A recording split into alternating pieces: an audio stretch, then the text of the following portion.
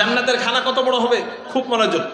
নাসাই শরীফের 1493 নম্বর হাদিসে হুজুর আকরাম সাল্লাল্লাহু আলাইহি ওয়াসাল্লাম বলেন, হাদিসের প্রেক্ষাপট হলো নবীজি একবার সূর্যগ্রহণের নামাজ পড়াইতেছিলেন। কি গ্রহণের নামাজ? সূর্যগ্রহণের নামাজ পড়ানোর সময় সাহাবায়ে কেরাম দেখলেন নবীজি নামাজের ভিতরে হাতের বাঁধনটা ছেড়া একটু সামনে এগিয়ে গেলেন, কি যেন ধরতে গেলেন কিন্তু ধরতে পারলেন না। আবারও পিছনে চলে আসলেন, আবারও হাত বাঁধলেন, নামাজ শেষ করলেন। সাহাবায়ে কেরাম জিজ্ঞাসা করলেন, ইয়া রাসূলুল্লাহ, ইয়া হাবিবাল্লাহ, নামাজের মধ্যে এটা কি দেখলাম? বলে কি দেখলা? বলে নামাজের মধ্যে দেখলাম আপনি নামাজের ভিতরে হাতের বাঁধনটা ছাইড়া একটু সামনে এগিয়ে গেলেন, কি যেন ধরতে গেলেন কিন্তু ধরতে পারলেন না। আবারও পিছনে চলে আসলেন, আবারও হাত বাঁধলেন, কাহিনী তো বুঝলাম না। নবীজি বলেন, ও আচ্ছা তোমরা দেখে ফেলেছো? হ্যাঁ আমরা দেখে ফেলেছি। তাহলে শোনো শোনো শোনো, আজকে এক আশ্চর্য কাণ্ড কারবার আল্লাহ আমার সাথে নামাজের ভিতরে ঘটাইয়া দিছে। কি আশ্চর্য কাণ্ড কারবার? বলে আমি যখন নামাজ পড়াইতেছিলাম তখন আমি দেখতে পাইলাম হযরতে জিবরাইল পুরো জান্নাতটা কোলে নিয়া আমার নামাজের সামনে আইনা রাইখা দিছে। হযরতে জিবরাইল পুরো জান্নাতটা কোলে নিয়ে যখন আমার সামনে আইনা রাইখা দেয়, আমি নামাজের ভিতরে দাঁড়ায় দাঁড়ায় জান্নাতের নাজ নেয়ামত দেখতেছিলাম। এর মধ্যে আমি দেখতে পাইলাম জান্নাতি ফলগুলো আমার সামনে আনা হয়, জান্নাতি আপেল আমার সামনে আনা হয়, জান্নাতি কমলা আমার সামনে আনা হয়, জান্নাতি কমলা লেবু আমার সামনে আনা হয়, জান্নাতি আনার আমার সামনে আনা হয়। আপনারা বলেন ফলের মধ্যে সবচেয়ে ছোট ফলের নাম কি? হ্যাঁ, আঙ্গুর ফল। আমার আঙ্গুর ফল যখন আমার সামনে আনা হয়, অন্য ফল দেখা আমি নিজেকে কন্ট্রোল করতে পারতেছিলাম, কিন্তু জান্নাতি আঙ্গুর ফল যখন আমার সামনে আনা হয় আমি আর নিজেকে কন্ট্রোলে রাখতে পারি না।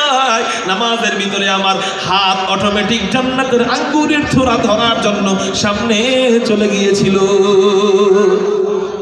সাহাবায়ে কেরাম বললেন, ইয়া রাসূলুল্লাহ, ইয়া হাবিবাল্লাহ, আপনি করলেনটা কি? কয় কি করলাম? কয় জান্নাতের ভিতরে আঙ্গুর ফল আপনাকে সাদা হইছে, আপনি ওইটা আনলেন না কেন?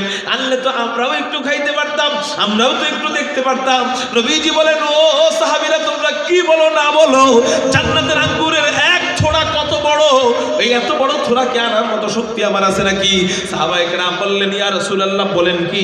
আপনার মতো পাহলওয়ান নবী জান্নাতের মাত্র এক আঙ্গুরের থোড়া আনতে পারে না, তাইলে বলেন জান্নাতের আঙ্গুরের থোড়া কত বড় হইতে পারে?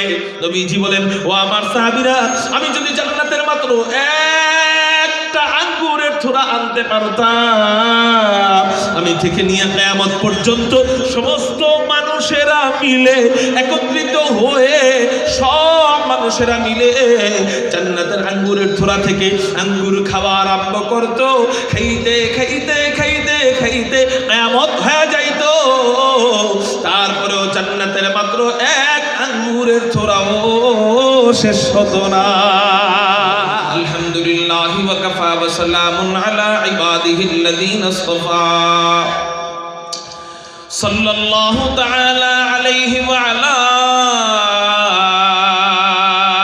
আলিহি ওয়া আসহাবিহি ওয়া বারাক ওয়া সাল্লামা তাসলিমান কাসীরান কাসীরা, খুসুসান আলা সাইয়্যিদিল মুত্তাকিন ওয়াল আবরার সাহিবিন নবী ফিল গারি ওয়াল মাযার, আফজালিস সাহাবাতি বিত্তাহকীক,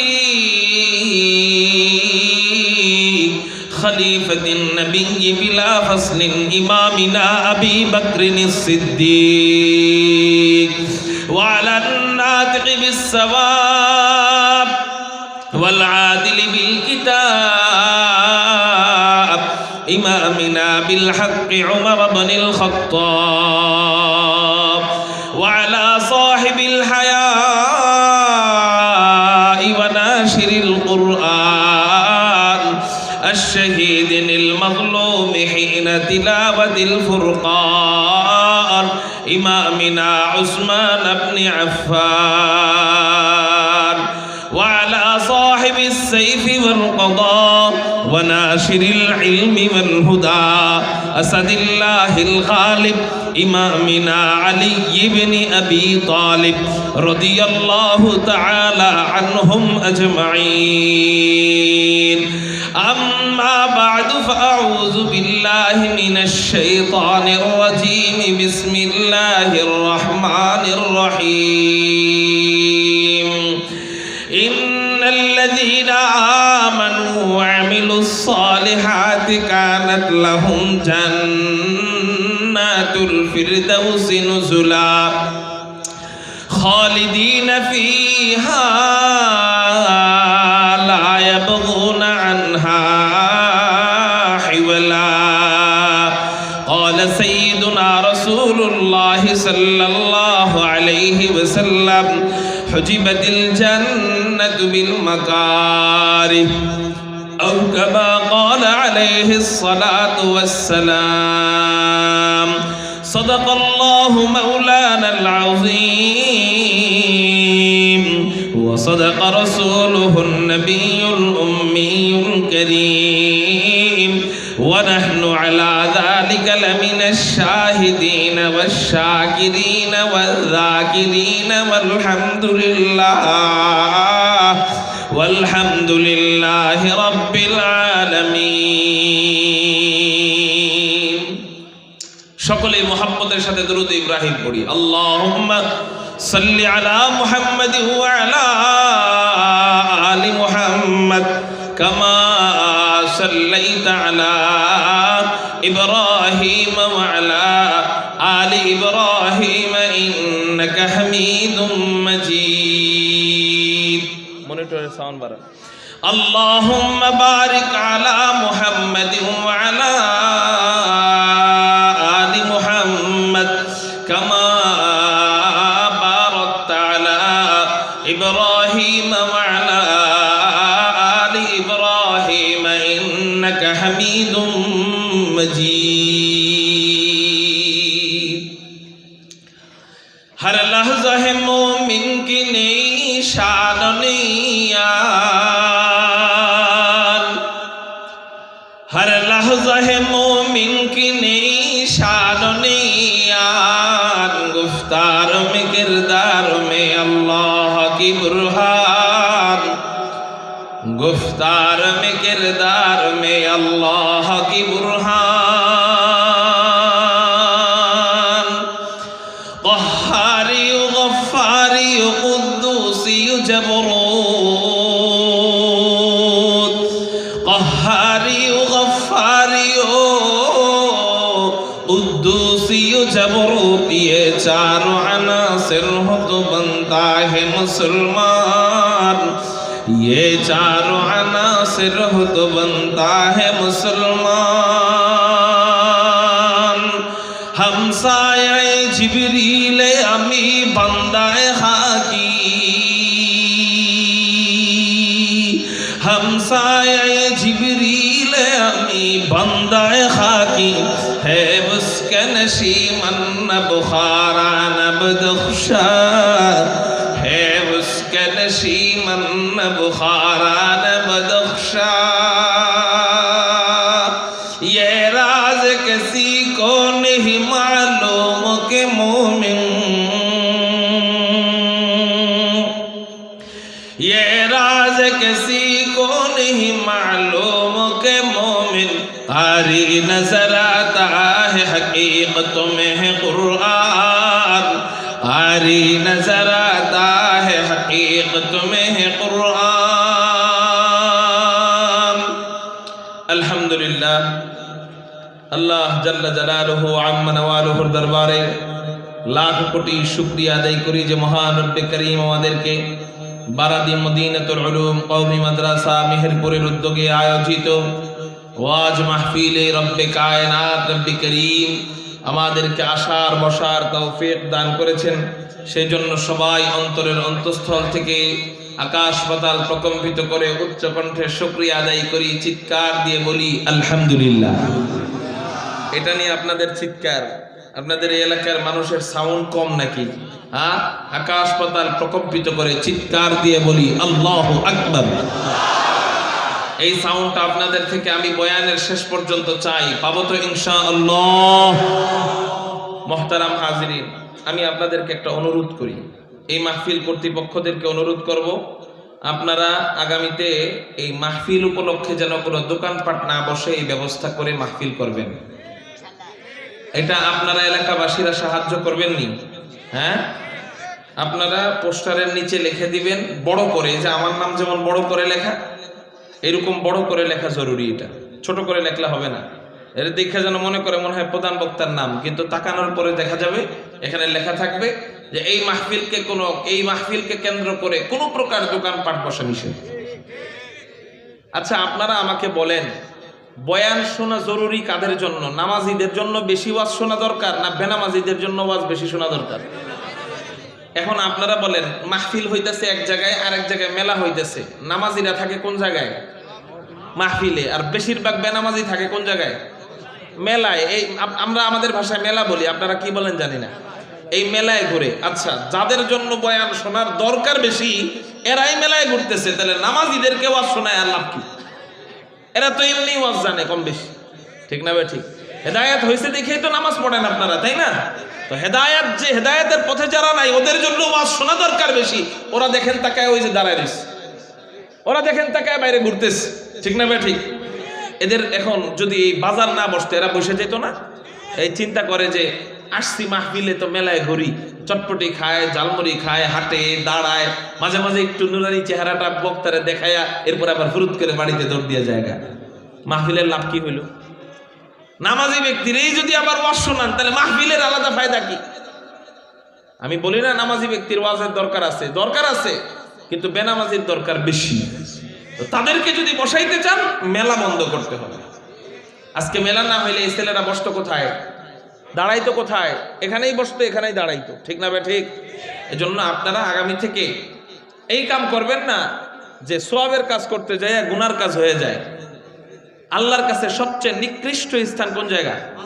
বাজার। তো আমি যদি মাহফিল করতে যাই নিকৃষ্ট স্থান বাজার মিলিয়ে ফেললাম, তাহলে আমার মাহফিলের কোনো দাম আল্লাহর কাছে রইল না। এই জন্য এটা এই মাদ্রাসার কথাই বলতেছি না, সারা বাংলাদেশেই এই কালচার এখন হয়ে গেছে, মাহফিলের সাথে মেলা। এটা আমরা ওলামায়ে কেরাম যারা আছি, আমরা যদি পদক্ষেপ না নেই, তাহলে তো পদক্ষেপ নেওয়া হবে না। আল্লাহ আমাদেরকে বুঝার তৌফিক দান করুক, বলি আমিন। আমি আপনাদের সামনে একটি আয়াতে কারিমা তেলাওয়াত করেছি। আল্লাহ বলেন, আউযু বিল্লাহি মিনাশ শাইতানির রাজীম, বিসমিল্লাহির রহমানির রহিম। ইন্নাল্লাযীনা আমানু ওয়া আমিলুস সালিহাতি কানাত লাহুম জান্নাতুল ফিরদাউসি নুজুলা খালিদিনা ফিহা লা ইয়াবগুনা আনহা হিওয়ালা। আল্লাহ বলেন, নিশ্চয় যারা ঈমান এনেছে এবং নেক আমল করেছে। কয় কাজ? এক নাম্বার কি? ঈমান আনা। দুই নাম্বার কি? নেক আমল করা। এই দুই কাজ যারা করেছে তাদের জন্য আমি আল্লাহর পক্ষ থেকে পুরস্কার কি? এই দুই কাজের বেতন আমি আল্লাহর পক্ষ থেকে কি? আল্লাহ বলেন, কানাত লাহুম জান্নাতুল ফিরদাউসি নুজুলা। আমি আল্লাহর পক্ষ থেকে রয়েছে জান্নাতুল ফিরদাউস। একটু চিৎকার দিয়া বলেন সুবহানাল্লাহ। আল্লাহ আমাদেরকে ঈমান এবং নেক আমলের বদৌলতে জান্নাতুল ফিরদাউস দান করবেন। চলেন একটু ওই জান্নাতুল ফিরদাউসকে চিনি, আগে ওই জান্নাতুল ফিরদাউসকে জানি।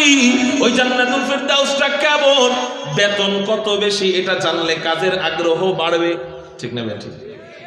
বেতন কম হলে কাজের আগ্রহ কমে, বেতন বেশি হইলে কাজের আগ্রহ বাড়ে। চলেন আমাদের বেতন আল্লাহ কি রেখে দিয়েছে। আল্লাহ বলেন, কানাত লাহুম জান্নাতুল ফিরদাউসি নুজুলা। আমি আল্লাহ তাদের জন্য রেখেছি জান্নাতুল ফিরদাউস। চলেন এবার একটু বেতন সম্পর্কে আলোচনা করি।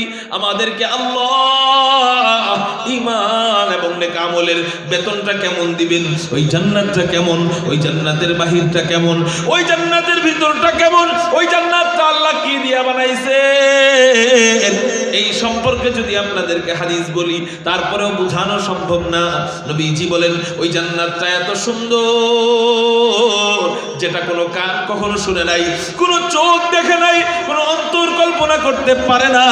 ওই জান্নাত এত সুন্দর, তারপরেও নবীজি হাদিসের মধ্যে কিছু বর্ণনা দেয়। কিছু কি দেয় বলেন? কিছু বর্ণনা দেয়। কেন কেন কেন বলে বোঝানো যাবে না, বোঝানো সম্ভব না।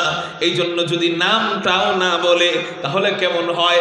আচ্ছা আপনাদেরকে আমরা বলি যে কোন ব্যক্তি জীবনে মিষ্টি খায় নাই, এর মিষ্টির স্বাদ আপনি বুঝাইতে পারবেন? কোন ব্যক্তি জীবনে মিষ্টি খায় নাই, এ যদি আপনারা বলে আরে মিষ্টিটা কেমন, আপনি বলবেন ভাই মিষ্টি কেমন তুই খাস নাই, বুঝবি না, তাও আপনারা ধরলো।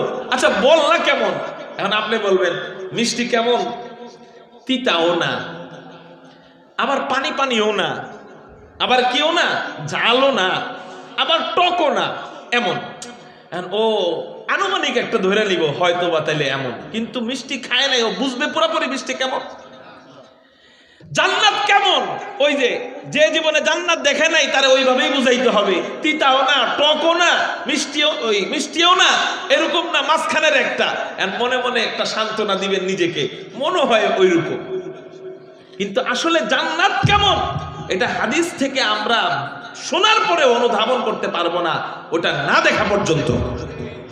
হাদিসে যদি মিষ্টির স্বাদ বলা হয়, যে মিষ্টি খায় না এই মিষ্টির স্বাদ বুঝবে তো। এই মুসলমানের হাসি একটা বই আছে, এই বইয়ে একটা ঘটনা পড়ছে। এক ছাত্র অন্ধ উস্তাদের জন্য দুধ নিয়ে গেছে। কি নিয়ে গেছে? দুধ। আর উস্তাদে বলছে বাবা তুমি আমার জন্য কি আনছো? হুজুর আপনার জন্য আমার আম্মা দুধ পাঠাইছে, নেন দুধ খান। হুজুর কয় দুধ আবার কেমন, জীবনে তো দুধ দেখি নাই। অন্ধ তো দেখবে কেমনে, জীবনে তো দুধ দেখি নাই। ছাত্র কয় যে জীবনে যে দুধ দেখে নাই তারে দুধ কেমন বুঝামো কেমনে? হুজুর দুধ সাদা। আর হুজুরে কয় সাদা আবার কেমন? ছাত্র কয় হুজুর সাদা হইলো বগের মতো। এখন ছাত্র কয় উস্তাদে কয় বগ আবার কেমন? বগ চিনেননি আপনারা? বগ কেমন? এখন ছাত্র দেখায় কয় হুজুর এমন এমন। এখন উস্তাদের চোখ তো অন্ধ, এমনি হাতায় টাতায় কয় না রে বা এইরকম যদি দুধ হয় এটা তো গলায় ঠেকে যাবে। এটা কোন জায়গায় ঠেকবে? এরকম যদি দুধ হয় এইটা খাওয়া যাবে? দুধ যদি এরকম হয়, বগের মতো যদি দুধ হয় তাহলে তো গলায় ঠেকে যাবে।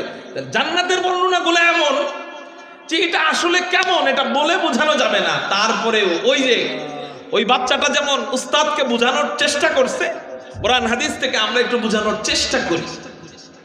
আসল বুঝ পাওয়া যাবে কোথায়? জান্নাতে। তিরমিজি শরীফের হাদিস, হযরত আবু হুরায়রা রাদিয়াল্লাহু তাআলা আনহু নবীজিকে জিজ্ঞাসা করেন ইয়া রাসূলুল্লাহ ইয়া হাবিবাল্লাহ আমরা যেই জান্নাতে যাব এই জান্নাতটা আল্লাহ কি দিয়ে বানাইছেন?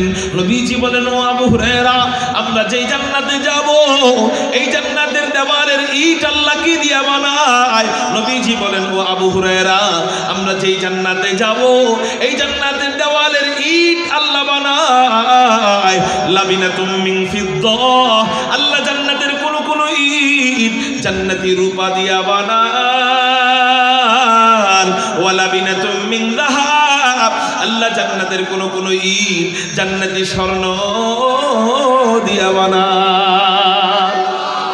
বুঝতে পারছেন আপনারা? জান্নাতের কোন ইট জান্নাতি রূপা দিয়া বানান, জান্নাতের কোন ইট জান্নাতি স্বর্ণ দিয়া বানান। শুধু তাই না নবীজিকে জিজ্ঞাসা করা হয় জান্নাতের ইটের মশলা আল্লাহ কি দিয়া বানায়? তিরমিজি শরীফের মধ্যে নবীজি জানায় দেয় জান্নাতের ইটের মশলা, দুনিয়াতে ইটের মশলা বানানো হয় সিমেন্টের বালু দেয়, এরপর সাধারণ বালু দেয়, এরপর পানি দেয়, এই তিনটা একত্রিত কইরা দুনিয়াতে ইটের মশলা বানানো হয়। কিন্তু জান্নাতের ইটের মশলা আল্লাহ কি দিয়ে বানায়? নবীজি বলেন জান্নাতের ইটের মশলা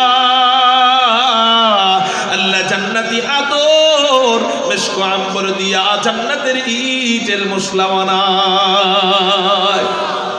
জান্নাতি আতর মিশক আম্বর দিয়া আল্লাহ জান্নাতের ইটে মশলা বানায়। এই জন্যই তো জান্নাতের এমন ঘ্রাণ। নবীজি বলেন জান্নাতের ঘ্রাণ কত দূর থেকে পাওয়া যাবে? নবীজি বলেন জান্নাতীরা যখন জান্নাতের কাছে যাবে কত দূর থেকে থেকে জান্নাতীরা জান্নাতের ঘ্রাণ পাবে। নবীজি বলেন 40 সানা, 40 বছর দূর থেকে জান্নাতীরা জান্নাতের ঘ্রাণ পাইতে থাকবে। আলহামদুলিল্লাহ কদ্দারা খাইরাহু ওয়া খাবালা والشكر لمن صور حسنا وجمالا فرد صمد عن صفة الخلق بريء। আপনারা দুর্বল হয়ে গেছেন, আওয়াজ কমে গেছে, আকাশ পাতাল প্রকম্পিত করে চিৎকার দিয়ে বলেন আল্লাহু আকবার। ফরদুন সামাদুন আন সিফাতিল খালকি বারিউন রব্বুন আযালিয়্যুন খালাকাল খালকা কামালা আল্লানা কামা কানা ওয়া লাম ইয়ালকা যাওয়ালা আল্লানা কামা কানা ওয়া লাম ইয়ালকা যাওয়ালা লা শিবহা ওয়া লা মিথলা ওয়া লা আম্মা ওয়া ক্বালা লা শিবহা ওয়া লা মিথলা ওয়া লা আম্মা ওয়া ক্বালা मैं ढूंढ रहा कहाँ है दरबार इलाही मैं ढूंढ रहा कहाँ है दरबार इलाही मोहब्बत में तेरा दम बदम रखना है मौला मोहब्बत में तेरा दम बदम रखना है मौला मोहब्बत में तेरा दम बदम रखना है मौला तेरा नाम मजीना है तेरी नाम में मरना। आमीन बोलें आमीन। हमें तो दोस्त बना ले हमें तो मस्ती बना दे हमें तो दोस्त बना ले हमें तो मस्ती बना दे हमें तू प्यार बना ले हमें तू यार बना ले हमें तू प्यार बना ले हमें तू यार बना ले तू खुदा वंद यमीनी तू खुदा वंद शिमाली तू खुदा वंद यमीनी तू खुदा वंद शिमाली तू खुदा वंद अरादी तू खुदा वंद समावी तू खुदा वंद अरादी तू खुदा वंद समावी तू खुदा मालिक फिरदौस खुदा तू खुदा मालिक फिरदौस खुदा खालिक तू नार तू न फरमानों के रहमान तू गुनहगारों के गफ्फार तू न फरमानों के रहमान तू गुनहगारों के गफ्फार। এরে মুহতারাম ভাইও নবীজি বলেন জান্নাতীরা যখন জান্নাতের কাছে যাবে 40 সানা 40 বছরের পথ বাকি থাকবে 40 বছর দূরে থাইকা জান্নাতীরা জান্নাতের ঘ্রাণে বিমোহিত হয়ে যাবে। আপনারা বলেন এই যে লাইটিং করা হয়েছে এই লাইটিং এর মাকসাদ কি এই লাইটিং এর উদ্দেশ্য কি ভিতরে আলো থাকুক না বাহিরে আলো যাক কোনটা উদ্দেশ্য ভিতরে আলো থাকুক কিন্তু কিছু আলো বাহিরে যাবে কি যাবে না ফাঁক ফকর দিয়ে কিছু আলো বাহিরে যাবে কিন্তু আসল উদ্দেশ্য হলো ভিতরে। এবার আসেন জান্নাতের যে ঘ্রাণ হবে ঘ্রাণ এই ঘ্রাণের উদ্দেশ্য কি বাহিরে না ভিতরে জান্নাতের ভিতরে বান্দারা থাকবে এজন্য জান্নাতের ভিতরে ঘ্রাণ থাকবে। এবার আপনি চিন্তা করেন আসল ঘ্রাণ থাকবে ভিতরে কিন্তু জান্নাতের দরওয়াজা দিয়া জান্নাতের জানালা দিয়া কিছু ঘ্রাণ জান্নাতের বাহিরে যাবে। এবার আপনি একটু চিন্তা করেন কিছু ঘ্রাণ যদি এত হয় বেশি ঘ্রাণ জান্নাতের ভিতরে না জানি কত হবে বেশি ঘ্রাণ না জানি জান্নাতের ভিতরে কত হবে।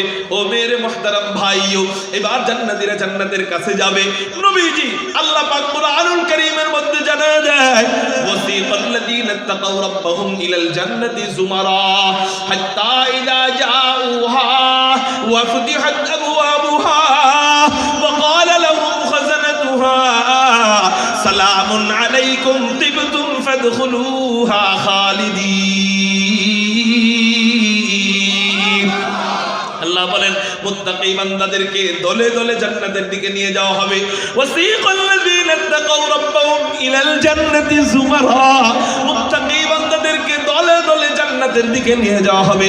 এবার মুত্তাকি বান্দারা জান্নাতের দিকে যাবে।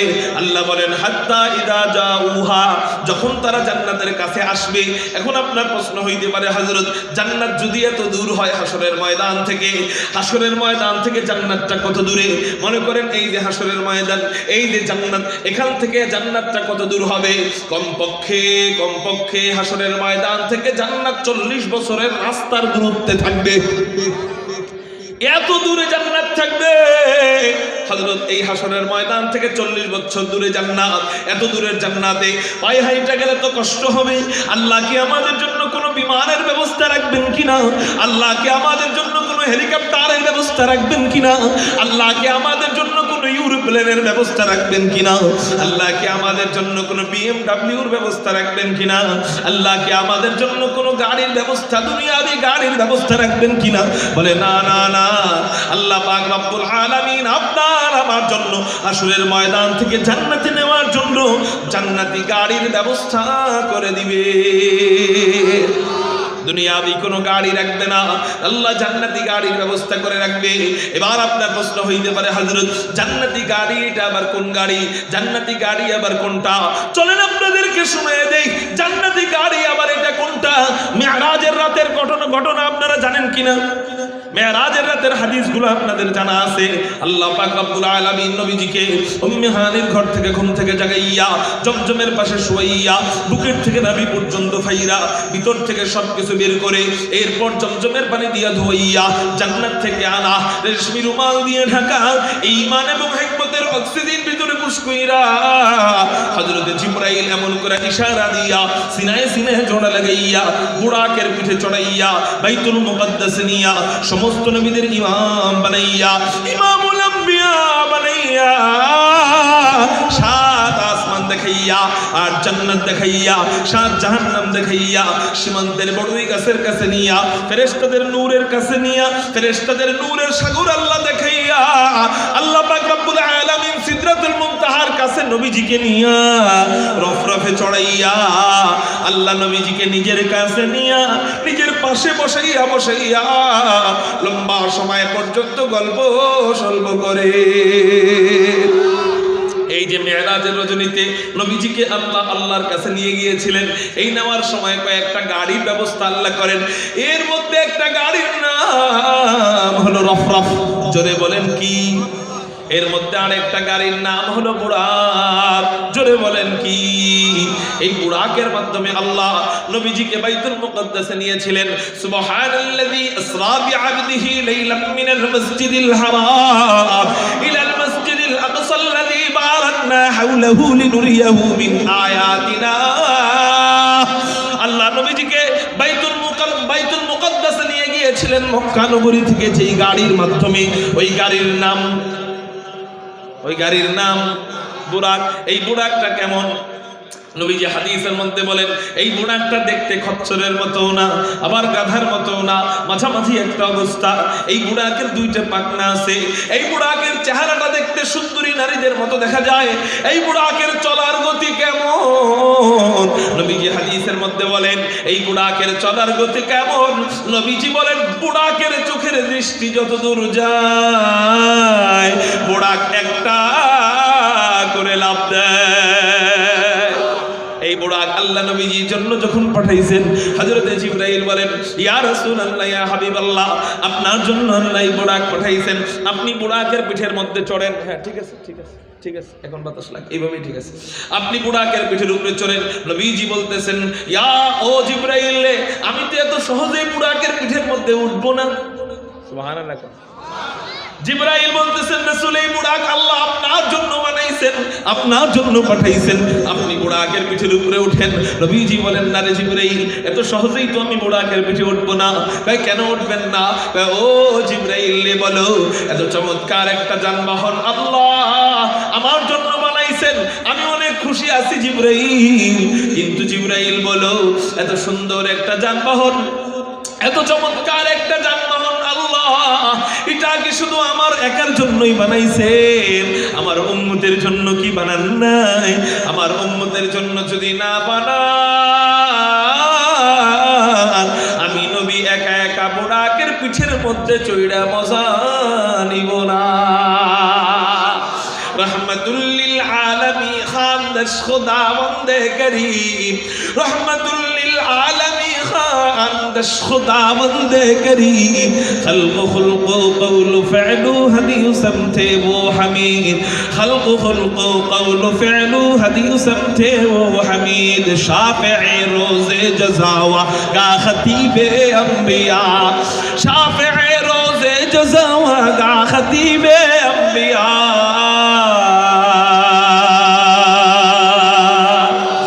शाफ़िए रोज़े जज़ावा गा खतीबे अंबिया। साहिबे हव्ज़ो लिवा ज़िल्ले खुदा रोज़े अदीद, साहिबे हव्ज़ो लिवा ज़िल्ले खुदा रोज़े अदीद। साहिबे खुल्क़े अज़ीम मज़हरे जूदे अमीन, साहिबे खुल्क़े अज़ीम मज़हरे जूदे अमीन। आयते रहमत के शाने ऊरऊ बस्तो रहीम, आयते रहमत के शाने ऊरऊ बस्तो रहीम। रहमतुल्लिल आलमी खान दश खुदा बंदे करीम। আপনারা ক্লান্ত হয়ে গেছেন বয়ান শুনতে শুনতে, শেষ করে দিই? চিৎকার দিয়ে বলেন আল্লাহু আকবার। ইশারা দিব, ইশারা, হ্যাঁ ইশারায় বুঝবেন, কারণ বারবার সময় নিলে সময় বেশি যায়। রহমতুল্লিল আলামী খান দশ খুদা বন্দে করিম। খলক খুলক কওল ফি'ল হাদি সমথে वो हमीद, खल्क खुल्क कौल फ़िअल हदी समथे वो हमीद। वमा अरसलनाका इल्ला रहमतल लिल आलामीन। এই হলো আমার নবীজিকে রহমতুল্লাহ নবী আল্লাহ বানিয়েছেন। একটা বুড়াকে উঠবে, আমার উম্মতের জন্য বুড়াক আছে কিনা? হযরতে জিবরাইল বলেন ইয়া রাসূলুল্লাহ ইয়া হাবিবাল্লাহ, এই জায়গায় উম্মতের কথা আপনার মনে আছে? নবীজি বলেন হ্যাঁ, দরদওয়ালারা তো সব জায়গায় দরদ করে। নবীজি বলেন হ্যাঁ জিবরাইল, এই জায়গায় আমার উম্মতের কথা মনে আছে। আচ্ছা আচ্ছা আচ্ছা, যেই নবীজি একটা বুড়াকের ক্ষেত্রে উম্মতের ব্যাপারে জানতে চান, সেই নবীজি জান্নাতে ঢোকার সময় আল্লাহর কাছে উম্মতের ব্যাপারে জানতে চাবেন না? যে আল্লাহ আমার উম্মত রে, সব উম্মত জান্নাতি হইছে কিনা আগে আমি জানতে চাই। যেই নবীজি একটা বুড়াকের ফয়সালা ছাড়ে না, সেই নবীজি তো জান্নাতের ফয়সালা এমনিই ছেড়ে দিবেন না। তাহলে আমাদের করণীয় কি? আমাদের করণীয় হলো রাসূলকে একটু ভালোবাসা দেওয়া। কি দেওয়া? ভালোবাসা দেওয়া। অথচ আমি দেখা যায় রাসূলকে শুধু কষ্ট আর কষ্ট দেই। নবীজিকে যদি আমি একটু ভালোবাসা দেই, নবীজি আমাকে কত ভালোবাসা দেয়। চলেন একটা হাদিস থেকে আমরা জেনে আসি, বুখারী শরীফের একটা হাদিস। নবীজি মরা খেজুর গাছে হেলান দিয়া খুতবা দিতেন, চিৎকার দিয়া বলেন খেজুর গাছটা মরা না যেতা। মরা খেজুর গাছে হেলান দিয়া নবীজি খুতবা দিতেন। এক মহিলা এসে বলল ইয়া রাসূলুল্লাহ ইয়া হাবিবাল্লাহ, আপনি যদি অনুমতি দেন আপনার জন্য কাঠের একটা মিম্বর বানায় দিব। নবীজি বললেন অনুমতি দেওয়া হলো, কাঠের একটা মিম্বর বানানো হয়। নবীজি মরা খেজুর গাছ রাইখা কাঠের মিম্বরে উঠা খুতবা দেওয়া যখন আরম্ভ করেন, এইটা মরা খেজুর গাছ সহ্য করতে পারে না। শিশু বাচ্চার মতো মরা খেজুর গাছ হাউমাউ করে কান্না আরম্ভ করে দিছে। কিরে মরা খেজুর গাছ কাঁদে কেন? ওদের কি জবান আছে? মরা খেজুর গাছের কোনো জবান আসেনি বলেন, তারপরেও কান্নার আওয়াজ আসে কেন? আল্লাহু আকবার, আল্লাহু আকবার। মুহাদ্দিসিন ইকরাম ব্যাখ্যার মধ্যে লেখেন, এই মরা খেজুর গাছ যখন দেখলো ওরে রাইখা নবীজি মিম্বরে উঠে খুতবা দেয়, ও সহ্য করতে পারে নাই, ও আল্লাহর কাছে কান্নাকাটি আরম্ভ করছে। যার কেউ নাই তার আছে কে? ওর মনের ভিতরে কষ্ট, আমাকে নবীজি ভালোবাসলো না, আমাকে রাইখা দূরে সইরা গেল। আমাকে যদি ভালোবাসতই আমার কাছে নবীজি থাকতেন, আমার রাইখা নবীজি দূরে সইরা গেল। দিলের ভিতরে কষ্ট, আল্লাহর কাছে কান্নাকাটি আরম্ভ করছে। আল্লাহ বলে কিরে মরা খেজুর গাছ কাঁদস কেন? ওই মরা খেজুর গাছ বলে আল্লাহ, আমি নবীজিরে এত ভালোবাসি, নবীজি কেমনে পারলো আমাকে রাইখা ওই মিম্বরে ওইটা খুতবা দিতে? আল্লাহ, নবীজি না চাইলে তো আমি নবীজিরে আমার কাছে আনতে পারবো না, কিন্তু আল্লাহ আপনার কাছে আমি অনুমতি চাই। আপনি যদি অনুমতি দেন, আপনি আমাকে অনুমতি দিলে আমি আমার জবানটা দিয়া নবীজির জন্য কান্না কইরা ভালোবাসা বুঝাইতে চাই। টয়লেটের গন্ধ আসতেছে, দেখেন পিছনে টয়লেট কিনা। হ্যাঁ পিছনে, হ্যাঁ পানি ঢালতে বলেন ভলান্টিয়ারদেরকে, পিছনে পানি ঢালতে বলেন, অনেক গন্ধ আসতেছে। দ্রুত পানি ঢেলে আপাতত লাগাই দেন,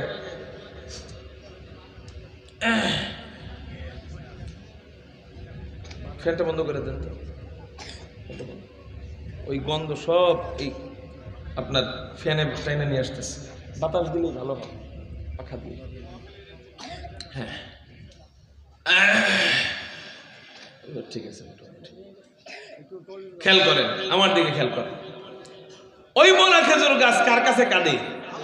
আল্লাহ রে বলে, আল্লাহ ইন্নাকা আলা কুল্লি শাইইন কাদির। আল্লাহ আপনি তো সব ক্ষমতার মালিক, সব শক্তি তো আল্লাহ আপনার হাতে। আপনি যদি চান আমার জবানটা খুইলা দিতে পারেন।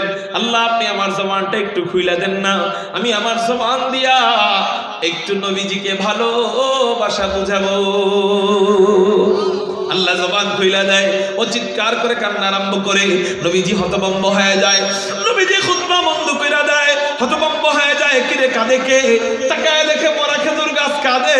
নবীজি খুতবা বন্ধ কইরা মরা খেজুর গাছের কাছে যায়, মরা খেজুর গাছকে চুমু দেয়, আর মরা খেজুর গাছকে বলে, ও মরা খেজুর গাছ, তুই আমার জন্য কাঁদলি তাই না? তুই আমার মহাব্বতে কাঁদলি তাই না? শোন, আমার মহাব্বতে কান্নার কারণে আমি রাসূল তোরে কি সুসংবাদ দিচ্ছি। ভাই কি সুসংবাদ দিচ্ছেন? আমার জন্য কান্নার কারণে, আমাকে মহাব্বত করার কারণে আমি তোরে ওয়াদা দিলাম, আমি যখন হাসরের ময়দান থেকে জান্নাতে যাব, আল্লাহর কাছে তোর ব্যাপারে সুপারিশ কইরা তোরে আমার সাথে নিয়ে জান্নাতে যাব। আল্লাহর কাছে তোর ব্যাপারে সুপারিশ কইরা আমার সাথে তোরে নিয়ে জান্নাতে যাব। এবার আপনারা আমাকে বলেন, মরা খেজুর গাছ নবীজির কোন উম্মত, নবীজির কোন ভাই বেরাদার, নবীজির কোন আত্মীয় স্বজন? তাহলে এই মরা খেজুর গাছ নবীজিকে সামান্য মুহাব্বত দেখাইছে, কয়েক মুহূর্ত মুহাব্বত দেখানোর কারণে ওরে নিয়ে যদি নবীজি জান্নাতে যাইতে পারে, আমি যদি নবীজিকে নামাজের মুহাব্বতটা নবীজির সামনে নিয়ে যাইতে পারি, কোরআনের মুহাব্বতটা নবীজির সামনে নিয়ে যাইতে পারি, হজের মুহাব্বতটা নবীজির সামনে নিয়ে যাইতে পারি, জিকিরের মুহাব্বতটা নবীজির সামনে নিয়ে যাইতে পারি, এই দাড়ির মুহাব্বতটা নবীজির সামনে নিয়ে যদি আমি দাঁড়াইতে পারি, আপনি বলেন যে নবীজি উম্মত নয় এমন খেজুর গাছরে নিয়ে জান্নাতে যাইতে পারে, সেই নবীজির সামনে যদি আমি দাড়িটা নিয়ে দাঁড়াইতে পারি, সেই নবীজি আমাকে ফালায়া কেমনে জান্নাতে যাবে? কেমনে জান্নাতে যাবে? কিন্তু আমার তো নবীজির সামনে দাঁড়ানোর মতো একটা যোগ্যতার দরকার, নবীজিকে দেখানোর মতো তো আমার একটা লাইসেন্সের দরকার। আমি যে নবীর উম্মত, আমার লাইসেন্সই নাই। প্রতি শুক্রবার আমি সেলুনের দোকানে যাইয়া আল্লাহর নবীর কলিজার মধ্যে ছুরি দিয়া প্রতি শুক্রবারে আঘাত করি, ঠিক না বেঠি? এই জন্য কোন যুবক ভাই, আরে এখানে তো অনেক যুবক ভাই আছে, যদি জিহাদের ময়দানে নবীর ইজ্জতকে হেফাজতের জন্য ডাক দেয়, ও তো হাসতে হাসতে রক্ত দিয়ে দিবে, আছে না? আল্লাহ এবং তার রাসূলের জন্য যদি উলামায়ে কেরাম কখনো তোমাদেরকে ডাক দেয় রাসূলের ইজ্জতকে হেফাজত করবার জন্য, খতমে নবুয়তকে হেফাজত করবার জন্য, কাদিয়ানীদেরকে অমুসলিম ঘোষণা করবার জন্য, যদি কোনো বীর মুজাহিদ সৈনিকেরা তোমাদেরকে ডাক দেয় আল্লাহ এবং তার রাসূলের ইজ্জত হেফাজতের জন্য, আসো কিছু যুবক, তাজা কলিজার প্রয়োজন, তাজা রক্তের প্রয়োজন। কারা কারা নিজের তাজা রক্ত আর কলিজা আল্লাহর নবীর জন্য ঢেলে দিতে প্রস্তুত আছো? আল্লাহু আকবার বলে দুই হাত আল্লাহরে দেখা। যেই যুবক সত্যি প্রস্তুত আছো, হাতটা একটু উঠায় রাখো। সত্যি প্রস্তুত নাকি মুনাফিকি? আসলেই জীবন দিবেন না মুনাফিকি? পরীক্ষা করব, হাত নামা, আমি এখনই পরীক্ষা করব। যেই যুবক জীবন দিয়ে দিতে প্রস্তুত, জীবন বড় না একটা অঙ্গ বড়? জীবন বড়। জীবন বড় না একটা অঙ্গ বড়? জীবন বড়। যেই নবীজি, যেই উম্মত নবীর জন্য একটা জীবন দিয়ে দিতে পারে, সেই নবীজির জন্য কি আমরা একটা অঙ্গ দেওয়া ব্যাপার? হ্যাঁ, যে জীবন দিতে পারবে সে অঙ্গও দিতে পারবে, যে এক অঙ্গ দিতে পারে না সে জীবনও দিতে পারবে না। এ বাটপার, এ মুনাফিক, এ উপরে উপরে বলে আমি নবীর জন্য জীবন দিব, আসলে একটা ছোট্ট অঙ্গ দিতে পারে না, সে অঙ্গই দেয় না, পুরো গল্লা দিব কেমনে? কল্লা দিতে হইলে আগে অঙ্গ দিতে হবে। আমরা এখানে যুবকরা যারা নবীর জন্য জীবন দেওয়ার ওয়াদা করছো, তারা অন্তত আজকে ওয়াদা করো যে আমি নবীর জন্য এই জায়গাটা দিয়ে দিলাম, আর জীবনে আমি দাড়ি কাটবো না। কোন কোন যুবক ভাই রাজি আছো? যাই নবীর জন্য হুজুর জীবন দিয়ে দিতে পারি, সেই নবীর জন্য এক অঙ্গ দেওয়া তো ব্যাপার না, আমি রাসূলের সামনে দাঁড়ায়া সুপারিশের মাধ্যমে জান্নাতে যাব। নবীর সুপারিশ ছাড়া জান্নাতে যাওয়া যাবে না। হযরত চেহারা যেমন দেখা যায় যাক, আমি আল্লাহ রাসূলকে মুহাব্বত করে আজকে দাড়ি রাখার ওয়াদা করে ফেললাম, হাজার মানুষের সামনে দাড়ি রাখার ওয়াদা করলাম, আর জীবনে কাটবো না। কোন কোন যুবক ভাই রাজি আছো? আল্লাহু আকবার বলে দুই হাত আল্লাহরে দেখা। একটু দাঁড়ায় যান, দাঁড়ায় যান, দাঁড়ায় যান, দাঁড়ায় যান। যারা ওয়াদা দিবেন দাঁড়ায় যান, দাঁড়ায় যান। মাশাআল্লাহ, দাঁড়ায় যান। এই মাইকম্যান ওই যে পিছনে দাঁড়ায় যান, দাঁড়ায় যান ইনশাআল্লাহ। দাড়ি রাখার ওয়াদা যারা দিবেন দাঁড়ায় যান ইনশাআল্লাহ।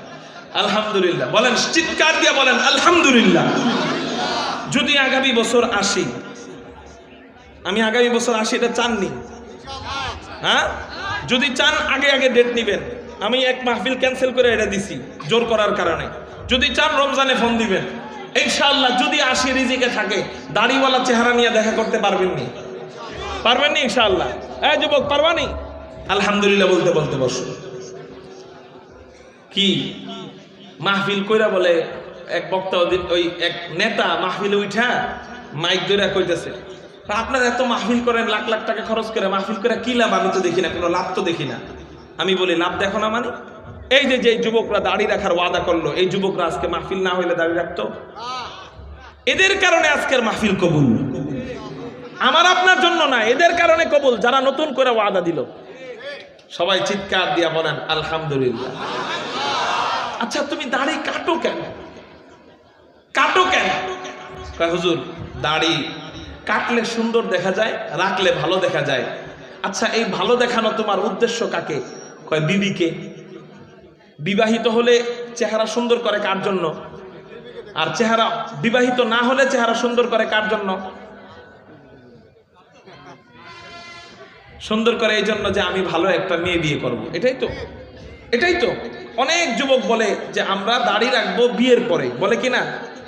এখন শোনো যুবক, দাড়িতে যদি ভালো মেয়ে পাওয়া না যাইতো, হুজুরগো কেউ মেয়ে দিত না। সমাজে এই কথা প্রসিদ্ধ কথা, হুজুরগো বউরাই বেশি সুন্দরী হয়। হুজুরদের বউরাই বেশি কি হয়? সুন্দরী হয়। কেন? হুজুর খুশি করে আল্লাহকে, আল্লাহ খুশি করে হুজুরকে। আর তুমি দাড়ি কাইটা বেজার করো আল্লাহকে, আল্লাহ বেজার করে তোমাকে। শোনো যুবক, তুমি তো বোকা, তুমি তো গাধা, তুমি বুঝো না। তোমাকে আমি বোকা বলি, তোমাকে আমি গাধা বলি কেন? তুমি বুদ্ধিমান হইলে বিয়ের আগে দাড়ি রাখতা, বিয়ের পরে নয়। কেন? যেই মেয়ে তোমাকে দাড়ি ছাড়া পছন্দ করে, সেই মেয়ে বিয়ের পরে তোমারে দাড়ি রাখতে দিবে? যেই মেয়ে তোমাকে দাড়ি ছাড়া পছন্দ করে, সেই মেয়ে তো দিনদার না, সেই মেয়ে কি? বদ্দিন। সেই মেয়ে কি? বদ্দিন, বদমাইশ। যেই মেয়ে বলবে যে আমার পাত্র হবে দাড়ি ছাড়া, স্মার্ট পাত্র, দাড়ি রাখলে স্মার্ট দেখা যায় না, ক্ষেতের মতো লাগে, সেই মেয়ে দিনদার না বদ্দিন। যেই মেয়ে দাড়িতে পছন্দ করবে না, সেই মেয়ে বিয়ের পরে তোমার আম্মার খেদমত করবে না। যেই মেয়ে তোমাকে দাড়িতে পছন্দ করবে না, সেই মেয়ে বিয়ের পরে তোমার বুড়া বাবার খেদমত করবে না। যেই মেয়ে তোমাকে দাড়িতে পছন্দ করবে না, সেই মেয়ে তোমার মুখে মুখে তর্ক করবে। যেই মেয়ে তোমার দাড়িতে পছন্দ করবে না, সেই মেয়ে তোমার সাথে বেয়াদবি করবে। যেই মেয়ে তোমাকে দাড়িতে পছন্দ করবে না, সেই মেয়ে রাত 12টা বাজে অন্য ছেলের সাথে ঘুরতে যাবে।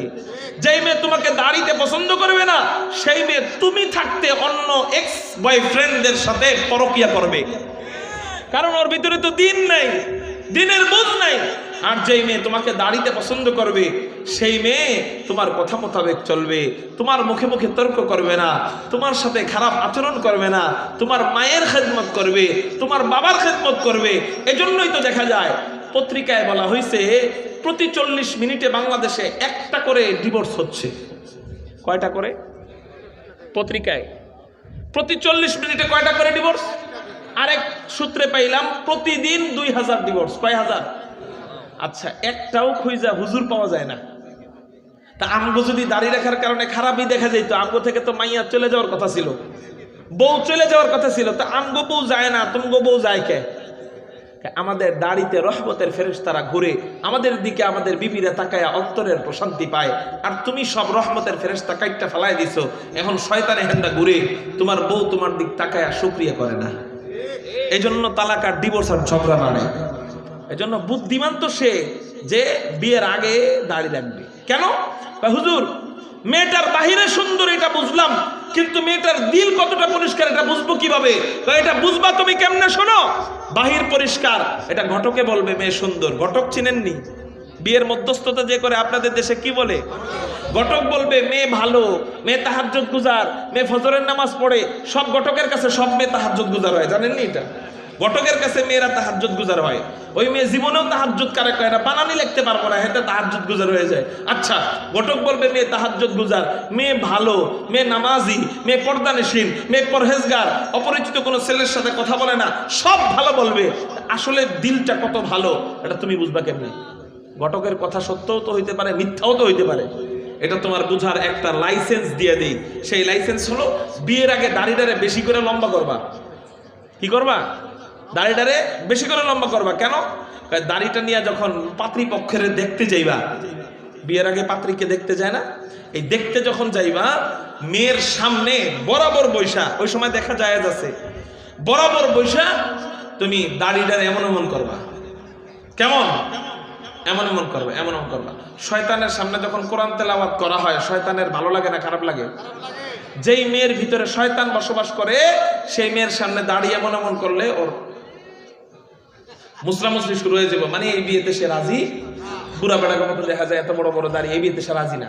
তুমি মনে মনে কইবা তখন, আলহামদুলিল্লাহ, আমি দাড়ির মাধ্যমে তোর ভিতরের কাল নাগিনীকে প্রকাশ করতে পারছি, তোর মতো সাপ থেকে আল্লাহ আমারে হেফাজত করছে। তুমি তো বোকা, এই জন্যই তো বললাম বিয়ের আগে দাড়ি রেখা মেয়েকে টেস্ট করবা, পরীক্ষা করবা যে এই মেয়ে ভালো না খারাপ। এরপরে যদি দাড়িকে লাড়ার কারণে সেই মেয়ে কোনো প্রক্রিয়া না বোঝায় এবং তোমাকে পছন্দ করে, মনে করবা যে এই মেয়ের ভিতরে দিন আছে, এর মাধ্যমে আমার খেদমত হবে, আমার মায়ের খেদমত হবে, সংসারের কাজ হবে, সংসারে শান্তি আসবে, আমার সন্তানরা ভালো হবে। বুঝতে পারছো? এই জন্য যুবক ভাই, বিয়ের আগে দাড়ি রাখবো, বিয়ের পরে আর রাখতে দিবে না। ওই ডাইনি যেই দাড়ি ছাড়া তোমারে পছন্দ করছে সে বিয়ের পরে তোমারে রাখতে দিবে। আল্লাহ আমাদেরকে বুঝার তৌফিক দান করুক বলি আমিন। তো বলতেছিলাম, নবীজির জন্য যদি আমি এইটুক নিয়ে যেতে পারি, আমার নবীজি, যেই নবীজি একটা বুরাক ছাড়ে না, একটা মরা খেজুর গাছটা নিয়ে জান্নাতে যাইতে পারে, সে নবীজি তোমারে ফালায়া জান্নাতে যাবে? নবীজি বলে, ও জিবরাইল, আমার বুরাক, আমার উম্মতের জন্য বুরাক আছে কিনা?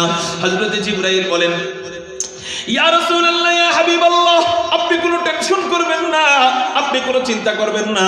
আমি যখন জান্নাত থেকে এই বুরাককে নিয়ে আসতেছিলাম, তখন আমি দেখতে পাইলাম জান্নাতের ভিতরে কোটি কোটি কোটি কোটি কোটি কোটি বুরাক, প্রত্যেকটা বুরাকের গায়ে আপনার প্রত্যেকটা উম্মতের নাম লেখা দেখেছি। নবীজি এবার খুশি হয়ে যায়, বুরাকের পিঠের মধ্যে। আচ্ছা, এই সাইড থেকে উঠতেছে কেন? এই যুবক ভাইরা, উঠো কেন ভাই? ওই যে একজন উঠছে, দেখা দেখি দুইজন উঠছে। উঠতে মনে চাইলে আগেই উঠে যান, বয়ানের মাঝখানে উঠাউঠি করবো না, কষ্ট হইলে শেষ করে দেই। হ্যাঁ, তাহলে খুব মনোযোগ। অল্প সময় শয়তান কইব উঠো, আপনি কইবেন যে উঠুন না। কারণ কোন কথার কারণে হেদায়েত হয়ে যায় বলা যায়। বিগত এই বছরের আগে বা আজকের আগে এলাকায় মাহফিল হয় নাই, এই যুবকরা দাড়ি রাখার ওয়াদা দেয় নাই, আজকে দিল। ওর লাভ না আমার লাভ? লাভ কার? ওদের লাভ। তাহলে একটু বসো, দেখো লাভ হয় না লস হয়। তো নবীজি বোরাকের পিঠে ওঠে, উম্মতের জন্য বোরাক আছে, এটা শুনে নবীজি বোরাকে ওঠে। বোরাক চলা আরম্ভ করে দেয়। আবার নবীজি থামায় দেয়, নামো, আমি নেমে যাবো, আমি উঠবো না। কেন? আরেকটা কথা মনে পড়ছে, কয় কি, আমারে আল্লাহ বোরাক দান করছে জান্নাতে যাওয়ার আগে, আমার উম্মতকে দান করবে জান্নাতে যাওয়ার পরে, এটা আমি মানি না। সুবহানাল্লাহ বলেন। আমাকে আল্লাহ বোরাক দান করছে জান্নাতে যাওয়ার আগে, আমার উম্মতকে দান করবে জান্নাতে যাওয়ার পরে, এটা আমি মানি না। হযরত জিবরাইল আল্লাহরে বলে, আল্লাহ মুশকিলে পড়ে গেছি। কয় কি মুশকিলে? সব জায়গায় খালি উম্মতের জন্য কাঁদে। আল্লাহ বলে, রে ও জিবরাইল রে, আমার রাসূল এমনই। আমার রাসূল কি বলেন না, এমনই। এবার বলে, ও জিবরাইল, আমার রাসূলকে জানায় দাও, আমার রাসূলের যেটা খুশি আমি আল্লাহরও সেটা খুশি। আমি আমার রাসূলের দোয়া কবুল করে নিলাম। দোয়া কবুল করা হয়। এবার নবীজি বলেন যে আমার উম্মতকে জান্নাতে যাওয়ার আগে বোরাক কখন দেওয়া হবে আমাকে ক্লিয়ার করো। হযরত জিবরাইল বলেন ইয়া রাসূলুল্লাহ ইয়া হাবিবাল্লাহ শুনেন, আপনার উম্মত যখন হাসরের ময়দান থেকে জান্নাতে যাবে 40 বছরের পথ অতিক্রম করে গেলে পা ব্যথা হবে। মনে আছে নি কথাটা?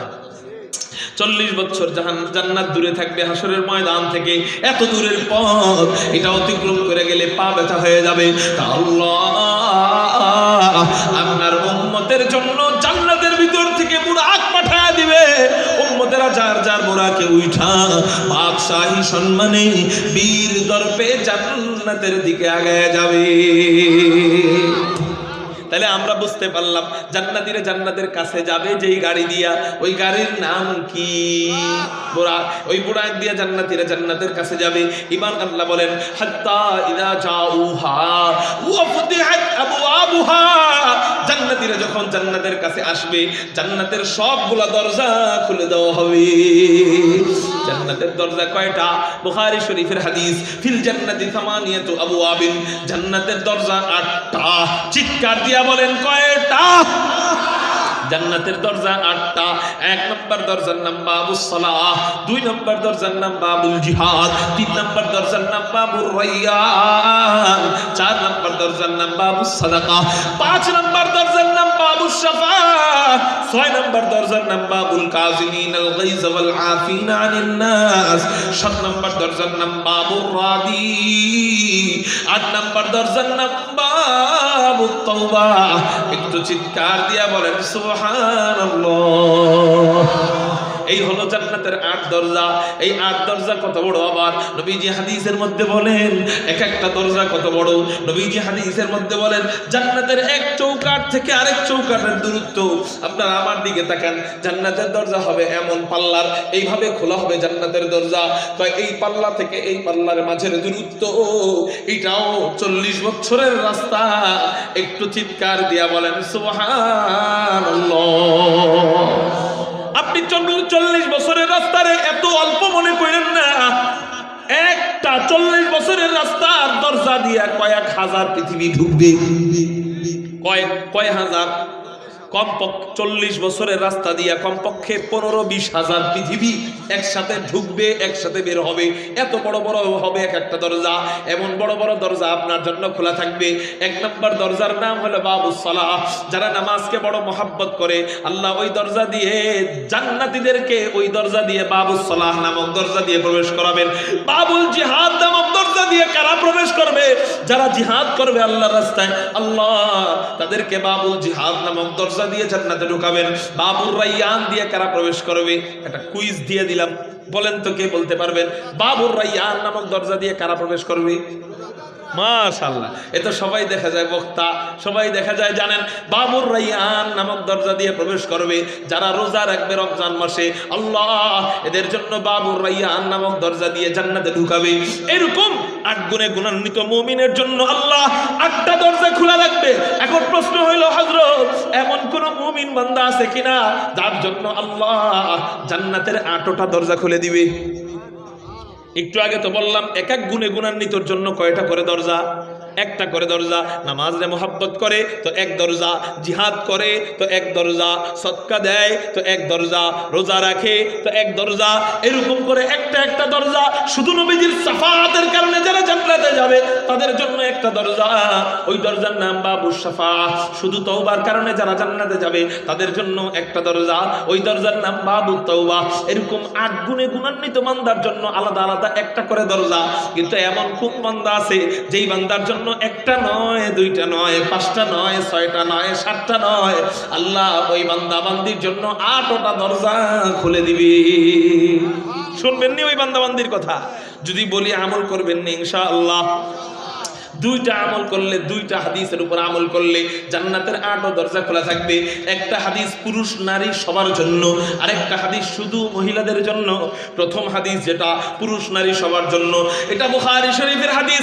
নবীজি হাদিসের মধ্যে বলেন যদি কোনো ব্যক্তি সুন্দরভাবে ওযু করে, সুন্দরভাবে ভালোভাবে ওযু করার পর এই জায়গাটা ভালো করে ভিজাইলো, এই জায়গা ভালো করে ভিজাইলো, কানের এই জায়গাগুলো ভালো করে ভিজাইলো, নাকটা ভালো করে ধৌত করলো, পাটা ভালো করে ধৌত করলো, সুন্দর সুন্দরভাবে ওযু করলো, এক কথায় ভালোভাবে ওযু করার পর কালেমা শাহাদাত পড়ে, আশহাদু আল্লাহ ইলাহা ইল্লাল্লাহ ওয়া আশহাদু আন্না মুহাম্মাদার রাসূলুল্লাহ।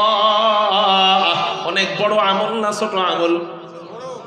আমলটা বড় না ছোট? কঠিন না সহজ?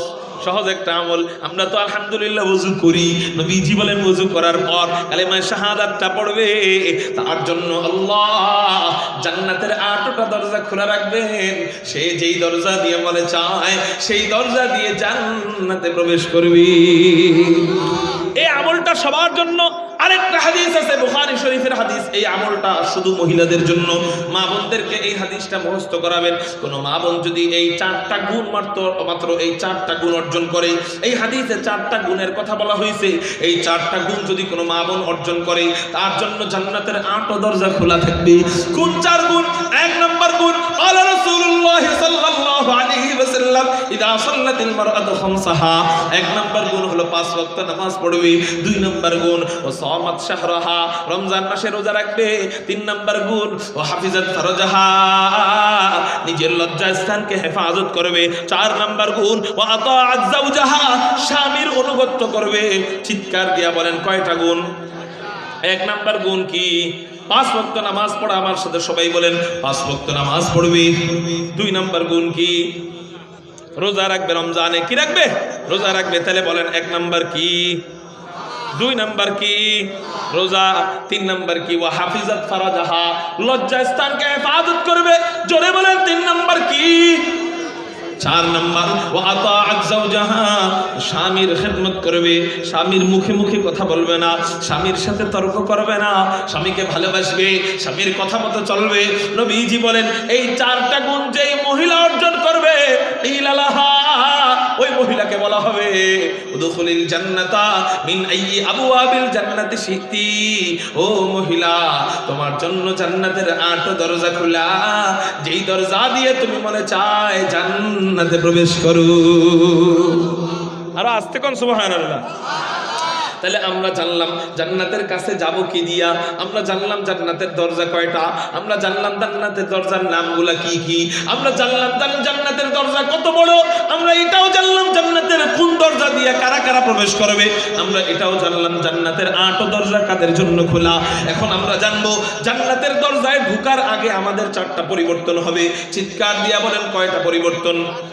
আপনাদের মনে হয় অনেক কষ্ট হইতেছে, তাই না? এই জন্য এই 4 পরিবর্তন বলে আমার বয়ান শেষ করে ফেলবো ইনশাআল্লাহ। 4টা পরিবর্তন হওয়ার পর আল্লাহ আমাদেরকে জান্নাতের ভিতরে ঢুকাবেন। 1 নম্বর পরিবর্তন, আল্লাহ পাক রব্বুল আলামিন আমাদেরকে জান্নাতে ঢোকার আগে আমাদের চেহারাটা, আমাদের জান্নাতের যে এরিয়া থাকবে, এরিয়া, সেই এরিয়ার মধ্যে আমাদেরকে সবচেয়ে সুন্দর, আমাদের বিবিদেরকে আল্লাহ সবচেয়ে সুন্দরী বানায় দিবেন। চিৎকার দিয়া বলেন সুবহানাল্লাহ। আপনার জান্নাতের এরিয়া আর আমার জান্নাতের এরিয়া কিন্তু এক থাকবে না। আপনারটা একরকম থাকবে, আমারটা আরেক রকম থাকবে। যার যার আমল মোতাবেক আল্লাহ জান্নাত বড় করে দিবেন। আপনার আমল যদি বেশি থাকে আপনার জান্নাত অনেক বড় থাকবে, আমার জান্নাত যদি কম থাকবে আমার জান্নাত অনেক ছোট থাকবে। ছোট হইতে হইতে হইতে হইতে একেবারে ছোট জান্নাত হবে 10 দুনিয়ার সমান। কয় দুনিয়া? একেবারে ছোট জান্নাত হবে 10 দুনিয়ার সমান। ছোট জান্নাত যদি 10 দুনিয়ার সমান হয়, আব্দুল কাদের জিলানীর জান্নাত কত বড় হইতে পারে? বড় পীর আব্দুল কাদের জিলানীর জান্নাত কত বড় হইতে পারে? সর্বনিম্ন ব্যক্তির জান্নাত যদি এত বড় হয়, সিদ্দিক আকবরের জান্নাত কত বড় হইতে পারে? হযরত ওমরের জান্নাত কত বড় হইতে পারে? যারা সব কাজে আগায়া দুনিয়ায় সাখাওয়াত মে তেরা নাম রহেগা, দুনিয়ায় सखावत में तेरा नाम रहेगा, दुनिया सखावत में तेरा नाम रहेगा, सिद्दीक तेरा नाम से इस्लाम रहेगा, सिद्दीक तेरा नाम से इस्लाम रहेगा, दुनिया अदालत में तेरा नाम रहेगा, दुनिया अदालत में तेरा नाम रहेगा, उम्र तेरा नाम से इस्लाम रहेगा, उम्र तेरा नाम से इस्लाम रहेगा, दुनिया शुजाअत में तेरा नाम रहेगा।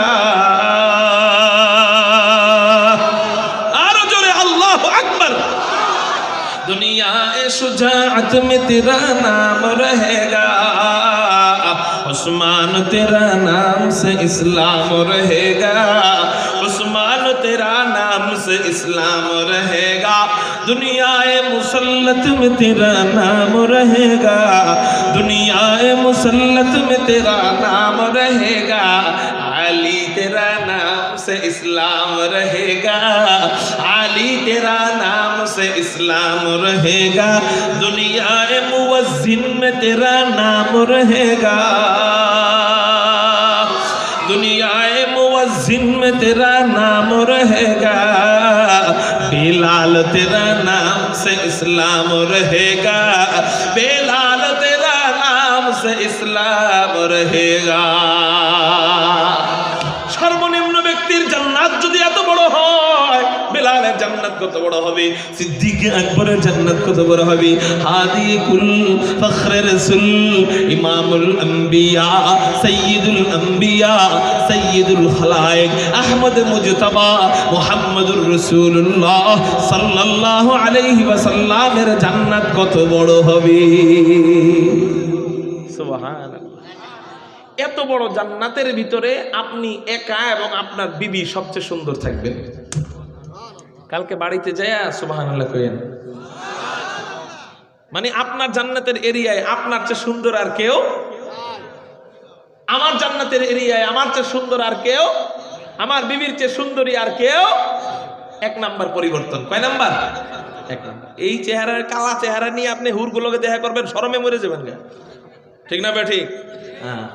দুই নাম্বার, আল্লাহ আমাদের জান্নাতীদের অবাঞ্ছিত লোম, অবাঞ্ছিত পশম ফেলায় দিবেন।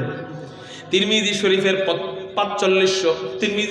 2545 নম্বর হাদিসের মধ্যে নবীজি বলেন, আল্লাহ পাক রব্বুল আলামিন জান্নাতীদের অবাঞ্ছিত লোম, অবাঞ্ছিত পশম কোন জায়গার? বগলের নিচের পশম, নাভির নিচের পশম, যত পশম আছে আল্লাহ ফেলায় দিবেন। এখন আপনার প্রশ্ন হইতে পারে, হুজুর তাহলে দাড়িটা কি করো? দাড়িটা রাখবো না ফেলাই দিব? আন্তাজে ফতুয়া দিয়ে দিবেন। না জানলে কইবেন হুজুর আপনি কোন, মন থাকবো না এটা।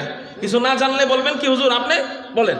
সাহাবায়ে কেরাম না জানলে বলতেন, আল্লাহ এবং তার রাসূল ভালো জানে। বুঝছেন কথাটা?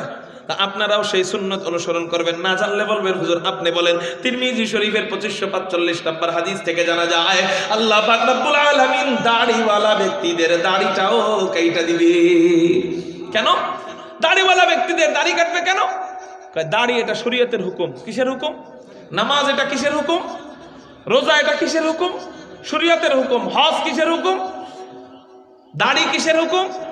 শরীয়তের হুকুম। সব কবরে যাওয়ার আগে, পরে না। কি বললাম? শরীয়তের হুকুম সব কিসের আগে? কবরে যাওয়ার আগে, পরে আর শরীয়তের হুকুম নাই। আল্লাহ বলবি, তোরা দাড়ি রেখা আমাকে খুশি করছস, তোদের কাটতে মনে চাইতো তারপরেও কাটতি নাই। আমরা হুজুর হওয়ার পরে আমগো দাড়ি কি কাটতে মন চায় না? ওই কথা কয় না, মানে মনে হইতেছে যে আমগো ভিতরে মনে হয় শয়তান নাই। আচ্ছা, আপনার লগে যে ইবলিস, আমার লগে কি মাওলানা ইবলিস? হ্যাঁ, নাকি একই ইবলিস? তা আপনারে যে ধোঁকা দেয়, আমারে ধোঁকা দিতে পারে না?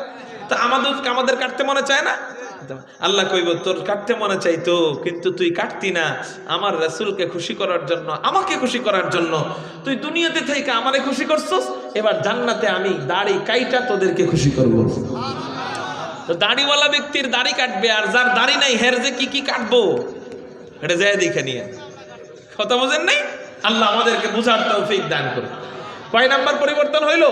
2 নাম্বার। 3 নাম্বার পরিবর্তন, আল্লাহ পাক রব্বুল আলামিন জান্নাতে ঢোকার আগে আপনার আমার বয়স বানায় দিবে 30 থেকে 33 বছরের যুবক, এবং আমার বিবিদের বয়স বানায় দিবেন 30 থেকে 33। আবাদা, ও জান্নাতীরা, তোমরা যারা জান্নাতের মধ্যে আসছো আর জীবনে কখনো অসুস্থ হইবা না। ইন্নালাকুম আন তাসিহু ফালা তাসতামু আবাদা। আর জীবনে কখনো তোমাদের ডায়াবেটিস হবে না, আর জীবনে কখনো তোমাদের প্রেসার হবে না, আর জীবনে কখনো তোমাদের প্যারালাইসিস হবে না। গরু একসাথে কয়টা খাইবা খাও আর কখনো চর্বি হবে না। খাসি একসাথে কয়টা খাইবা খাও আর কখনো লিভারে প্রবলেম হবে না। পানি কয় কেজি খাইবা খাও আর জান্নাতের ভিতরে শরাব কত খাইবা খাও আর কখনো তোমার কিডনি ধরবে না। ইন্নালাকুম আন তাসিহু ফালা তাসকামু আবাদা, আর জীবনে কখনো অসুস্থ হইবা না। 2 নাম্বার, ওয়া ইন্নালাকুম আন তাহইউ ফালা তামুতু আবাদা। ও জান্নাতীরা, খেয়াল করেন, জান্নাতীরা একটা জিনিস নিয়ে ভয় পাবে, জান্নাত জাহান্নামীরা আবার ওই জিনিসটাই কামনা করবে। জান্নাতীরা একটা জিনিসের ব্যাপারে কি পাবে, আল্লাহ এটা যদি আইসা যায়, আল্লাহ আমি বিপদে পড়ে যাবো। আর জাহান্নামীরা আল্লাহরে বলবে, আল্লাহ ওইটা দেও, ওইটা দেও, ওইটা দেও। কেউ বলতে পারবেন না ওইটা কি। জান্নাতীরা ওই জিনিসটা, মনে করেন ওই জিনিসটা, এটা কথার কথা, এক গ্রুপ এটাকে চাইবে, আরেক গ্রুপ এটাকে ঘৃণা করবে, আল্লাহকে বলবে আল্লাহ এটা দিও না। ওই জিনিসটা কি হইতে পারে? হ্যাঁ মাশাআল্লাহ, কি বলেন? জান্নাতীরা ভয় পাবে, হায় হায় এত সুখ আসছে, যদি মরে যাই। আমরা যখন বেশি সুখে পড়ি না, তখন মাঝে মাঝে চিমটি কাটি দিয়ে স্বপ্নে নাকি আবার, হায় হায় যদি আবার এই সুখ জায়গা, এত সুখ আমার কপালে আছে। তো জান্নাতীরা হঠাৎ করে জান্নাতের সুখ পায়া চিন্তায় পড়ে যাবে, যদি আবার মরে যাই। ওদিক দিয়ে জাহান্নামীরা আবার কানবে, আল্লাহ মরণ দেও। একই জিনিসের দোয়া একজনে করবে আল্লাহ দিও না, আরেকজনে কইব দেও। আল্লাহ এই জন্য কি করবে, আল্লাহ বলবে মরণ আর নাই, তারপরেও আল্লাহ এদের মানসিক অবস্থা চেঞ্জ করার জন্য মরণটাকে দুম্বার আকৃতিতে জান্নাত জাহান্নামের মাঝখানে আনা হবে। কিসের আকৃতিতে? দুম্বার আকৃতি। ওটার নাম কি? ওটার নাম মৃত্যু। ওটার নাম কি? মৃত্যু। দুম্বার আকৃতিতে, কিন্তু ওটা দুম্বা না, ওটার নাম কি? মৃত্যু। আল্লাহ মৃত্যুটাকে জান্নাত এবং জাহান্নামের মাঝখানে আনবেন, আইনা বলবেন, এই জান্নাতীরা, ইয়া আহলাল জান্নাহ ইয়া আহলান নার, হে জান্নাতীরা, হে জাহান্নামীরা, এটারে তোমরা চিনো? তারা জিজ্ঞাসা করবে, আল্লাহ এটা কি? আল্লাহ বলবে যে এটা এই জিনিস যে এক গ্রুপ চাইতেছো আর এক গ্রুপ চাইতেছো না, তাই সেটার নাম হলো মৃত্যু। এই দেখো তোমাদের সামনে মৃত্যুটারে জবাই করলাম। হাদিসে আছে ওই মৃত্যুটাকে আল্লাহ জান্নাত এবং জাহান্নামের মাঝখানে জবাই করে বলবেন, মৃত্যুর মৃত্যু হয়ে গেছে, আর কখনো মৃত্যু হবে না। সুবহানাল্লাহ বলেন। এটা দেখে জাহান্নামীরা আফসোস বাড়ায় দিবে, জান্নাতীদের আফসোস শেষ হয়ে যাবে। নবীজি বলেন, ইন্নালাকুম আন তাহইউ ফালা তামুতু আবাদা। 2 নাম্বার, তোমাদের আর কখনো মৃত্যু হবে না। জান্নাতের মধ্যে আসছো, আর কখনো মৃত্যু হবে না। 3 নাম্বার, ওয়া ইন্নালাকুম আন তাশিব্বু ফালা তাহরামু আবাদা। এই যে তোমরা 30 থেকে 33 বছরের যুবক হইছো, যুবক, আর কখনো তোমাদের যৌবন যাবে না। এত সুন্দর যৌবন আর জীবনে শেষ হবে না। আল্লাহর যেমন শেষ নাই, আল্লাহর যেমন শেষ নাই, তোমাদের যৌবনেরও কোনো শেষ হবে না। 4 নাম্বার, ওয়া ইন্নালাকুম আন তানামু ফালা তাবাসু আবাদা। এই জান্নাতের কোনো নিয়ামত আর জীবনে কমবে না। একটু চিৎকার দিয়ে বলেন সুবহানাল্লাহ। তাহলে জান্নাতের যাওয়ার আগে কয়টা পরিবর্তন হবে জোরে বলেন? 4টা। 4টার মধ্যে 3টা বললাম। 1 নাম্বার, আল্লাহ আমাদের বয়সটা বানায় দিবেন 33 বছর। 2 নাম্বার, আল্লাহ আমাদেরকে সুন্দর বানায় দিবে। 3 নাম্বার, আল্লাহ আমাদের অবাঞ্ছিত লোমগুলা ফেলায় দিবে। 4 নাম্বার পরিবর্তন হলো, আল্লাহ পাক রব্বুল আলামিন আপনাকে আমাকে আব্বাজান আদমের সমান 60 হাত লম্বা বানায় দিবে। জোরে বলেন কয় হাত? এটা বললে আমার বয়ান শেষ। খুব মনোযোগ। কয় হাত লম্বা বানাবেন? কয় হুজুর এত লম্বা কেন বানাবে? এত লম্বা কেন বানাবে? এই মিয়া, এই এতটুক ট্যাঙ্কু মার্কা শরীর লইয়া আপনি জান্নাতের খাওয়ান খাইতে গেলে তো ডায়রিয়া ছুটবো, বুঝেন নাই? এই এতটুক 3.5 হাত শরীর নিয়ে জান্নাতের খাওয়ান হাতা, এই তো লাগুর পাইবেন না, এত বড় বড় খাওয়ান থাকবে। হুজুর কত বড় খানা? শোনেন তাইলে এই হাদিসটা শোনাবো নাকি? জান্নাতের খানা কত বড় হবে? খুব মনোযোগ। নাসাই শরীফের 1493 নাম্বার হাদিসে হুজুর আকরাম সাল্লাল্লাহু আলাইহি সাল্লাম বলেন, হাদিসের প্রেক্ষাপট হলো নবীজি একবার সূর্য গ্রহণের নামাজ পড়াইতেছিলেন। কি গ্রহণের নামাজ? সূর্য গ্রহণের নামাজ পড়ানোর সময় সাহাবায়ে কেরাম দেখলেন নবীজি নামাজের ভিতরে হাতের বাঁধনটা ছেড়া একটু সামনে এগিয়ে গেলেন, কি যেন ধরতে গেলেন, কিন্তু ধরতে পারলেন না। আবারও পিছনে চলে আসলেন, আবারও হাত বাঁধলেন, নামাজ শেষ করলেন। সাহাবায়ে কেরাম জিজ্ঞাসা করলেন, ইয়া রাসূলুল্লাহ, ইয়া হাবিবাল্লাহ, নামাজের মধ্যে এটা কি দেখলাম? বলে কি দেখলা? বলে নামাজের মধ্যে দেখলাম আপনি নামাজের ভিতরে হাতের বাঁধনটা পথটা ছাইড়া একটু সামনে আগায় গেলেন, কি যেন ধরতে গেলেন কিন্তু ধরতে পারলেন না, আবারও পিছনে চলে আসলেন, আবারও হাত বাঁধলেন। কাহিনী তো বুঝলাম না। নবীজি বলেন, ও আচ্ছা তোমরা দেখে ফেলেছো? হ্যাঁ আমরা দেখে ফেলেছি। তাহলে শোনো শোনো শোনো, আজকে এক আশ্চর্য কাণ্ড কারবার আল্লাহ আমার সাথে নামাজের ভিতরে ঘটাইয়া দিছে। কি আশ্চর্য কাণ্ড কারবার? বলে আমি যখন নামাজ পড়াইতেছিলাম তখন আমি দেখতে পাইলাম হযরতে জিবরাইল পুরা জান্নাতটা কোলে নিয়া আমার নামাজের সামনে আইনা রাইখা দিছে। হযরতে জিবরাইল পুরা জান্নাতটা কোলে নিয়ে যখন আমার সামনে আইনা রাইখা দেয়, আমি নামাজের ভিতরে দাঁড়ায় দাঁড়ায় জান্নাতের নাজ নেয়ামত দেখতেছিলাম। এর মধ্যে আমি দেখতে পাইলাম জান্নাতি ফলগুলো আমার সামনে আনা হয়, জান্নাতি আপেল আমার সামনে আনা হয়, জান্নাতি কমলা আমার সামনে আনা হয়, জান্নাতি কমলা লেবু আমার সামনে আনা হয়, জান্নাতি আনার আমার সামনে আনা হয়। আপনারা বলেন ফলের মধ্যে সবচেয়ে ছোট ফলের নাম কি? হ্যাঁ, আঙ্গুর ফল। আমার আঙ্গুর ফল যখন আমার সামনে আনা হয়, অন্য অন্য ফল দেখা আমি নিজেকে কন্ট্রোল করতে পারতেছিলাম, কিন্তু জান্নাতি আঙ্গুর ফল যখন আমার সামনে আনা হয় আমি আর নিজেকে কন্ট্রোলে রাখতে পারি না। নামাজের ভিতরে আমার হাত অটোমেটিক জান্নাতের আঙ্গুরের থোড়া ধরার জন্য সামনে চলে গিয়েছিল।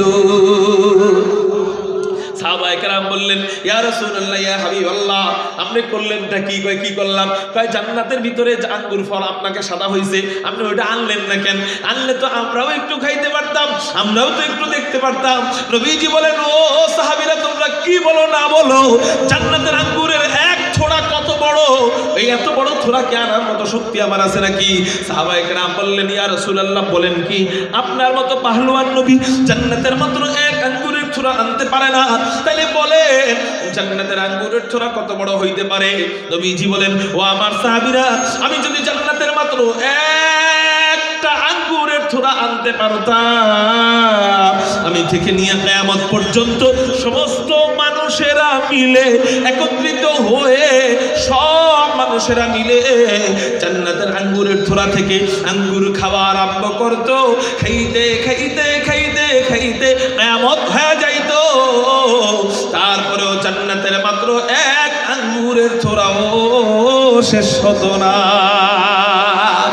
লা দিদ্দা ওয়ালা নিদ্দা ওয়ালা হাদ্দা লিমাওলা, লা দিদ্দা ওয়ালা নিদ্দা ওয়ালা হাদ্দা লিমাওলা, লা কুফুয়া ওয়ালা বিলদা ওয়ালা আম্মা ওয়াকালা, লা কুফুয়া ওয়ালা বিলদা ওয়ালা আম্মা ওয়াকালা, আলহামদু লিমান কদ্দারা খাইরান ওয়া খাবালা, আলহামদু লিমান কদ্দারা খাইরান ওয়া খাবালা, ওয়াশ-শুকরু লিমান সাওয়ারা হুসনান ওয়া জামালা।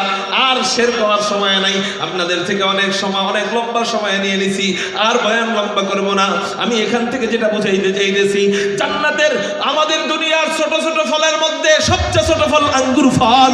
এই আঙ্গুর ফল যদি জান্নাতে গেলে এত বড় হয়, আপনি এবার চিন্তা করেন খাসির রান তাইলে কত বড় হবে? খাসির রান যদি এত বড় হয়, গরুর রান কত বড় হবে? গরুর রান যদি এত বড় হয়, জান্নাতি উটের রান কত বড় হবে? এত বড় বড় রান হুজুর আমরা আনবো কেমনে, নিব কেমনে? আরে মেয়ে এত বড় বড় রান আনার জন্য আপনার কষ্ট করা লাগবে না। নবীজি তিরমিজি শরীফের হাদিসের মধ্যে জানায়া দেয়, আদনা আহলিল জান্নাতি আল্লাযী ৮০ আলফ খাদিমিন, আল্লাহ পাক রব্বুল আলামিন আপনার আমার জন্য সর্বনিম্ন জান্নাতের জন্য কমপক্ষে ৮০,০০০ খাদেম দিয়ে দিবে। কয় হাজার খাদেম? ৮০,০০০ খাদেম। আদনা আহলিল জান্নাতি আল্লাযী ৮০ আলফ খাদিমিন, ৮০,০০০ খাদেম আল্লাহ দিয়ে দিবে। এই দুনিয়ার খাদেমদের দিক তাকাইলে রুচিতে ধরে না। দুনিয়ার খাদেমরা জমিনে কাজ করতে করতে রোদের কারণে চামড়া পুড়ে যায়, কালো হয়ে যায়, ঠিক না ঠিক? কিন্তু জান্নাতি খাদেমদের দিক তাকাইলে কেমন মনে হবে? বলে না না না, আল্লাহ জান্নাতি খাদেমদেরকে কেমন চমৎকার বানাইবেন। কোরআনে আল্লাহ জানায় দেয়, ওয়া ইয়াতুফু আলাইহিম বিলদানুম মুখাল্লাদুন ইযা রাআইতাহুম হাসিবতাহুম লুলুআম মানসুরা। আল্লাহ কোরআনে জানায় দেয়, জান্নাতি ছোট ছোট কি কিশোররা, ছোট ছোট বালকরা, এরাই হবে আমাদের খাদেম। এই কিশোর বালকরা আমাদের চতুর্দিকে ঘুরবে, আমাদের চতুর্দিকে হাঁটবে, আমাদেরকে আনন্দ ফুর্তি দিবে। এদের দিক তাকাইলে কেমন মনে হবে? ইদা রাআইতাহুম হাসিবতাহুম লুলুআম মানসুরা, ছড়ানো ছিটানো মণিমুক্তা দেখলে যেমন সুন্দর লাগে, জান্নাতি খাদেম ছোট বাচ্চাদেরকে দেখলে এতটাই সুন্দর লাগবে, বরং এর চেয়েও সুন্দর লাগবে। এমন খাদেম আল্লাহ আমাদেরকে জান্নাতের মধ্যে দিবেন।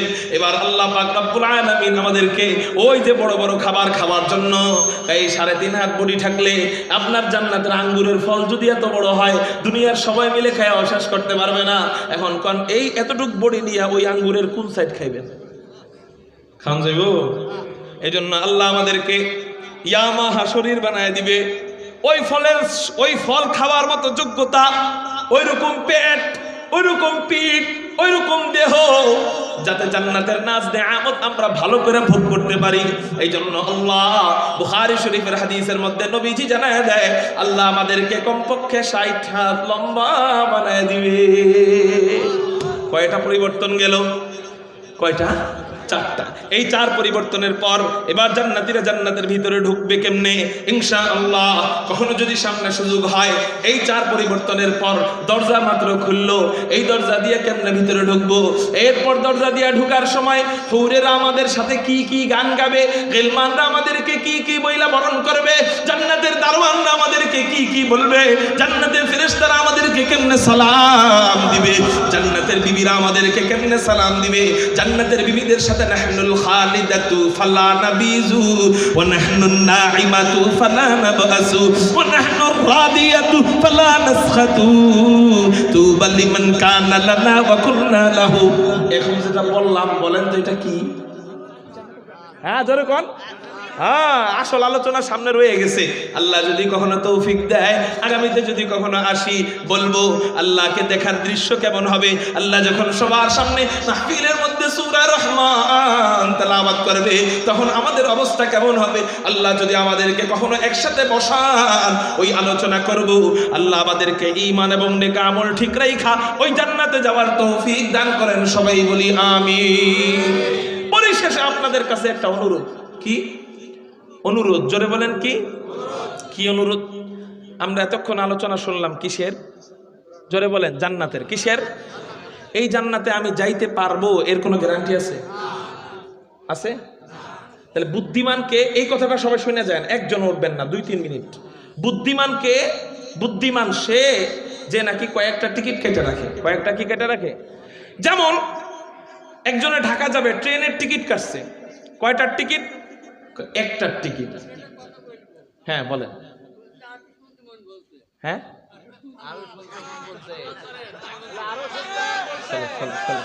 শোনেন শোনেন শোনেন, একটা কথা শোনেন। আমি কিন্তু মানুষ, ক্যাসেট না। আমি কি মানুষ?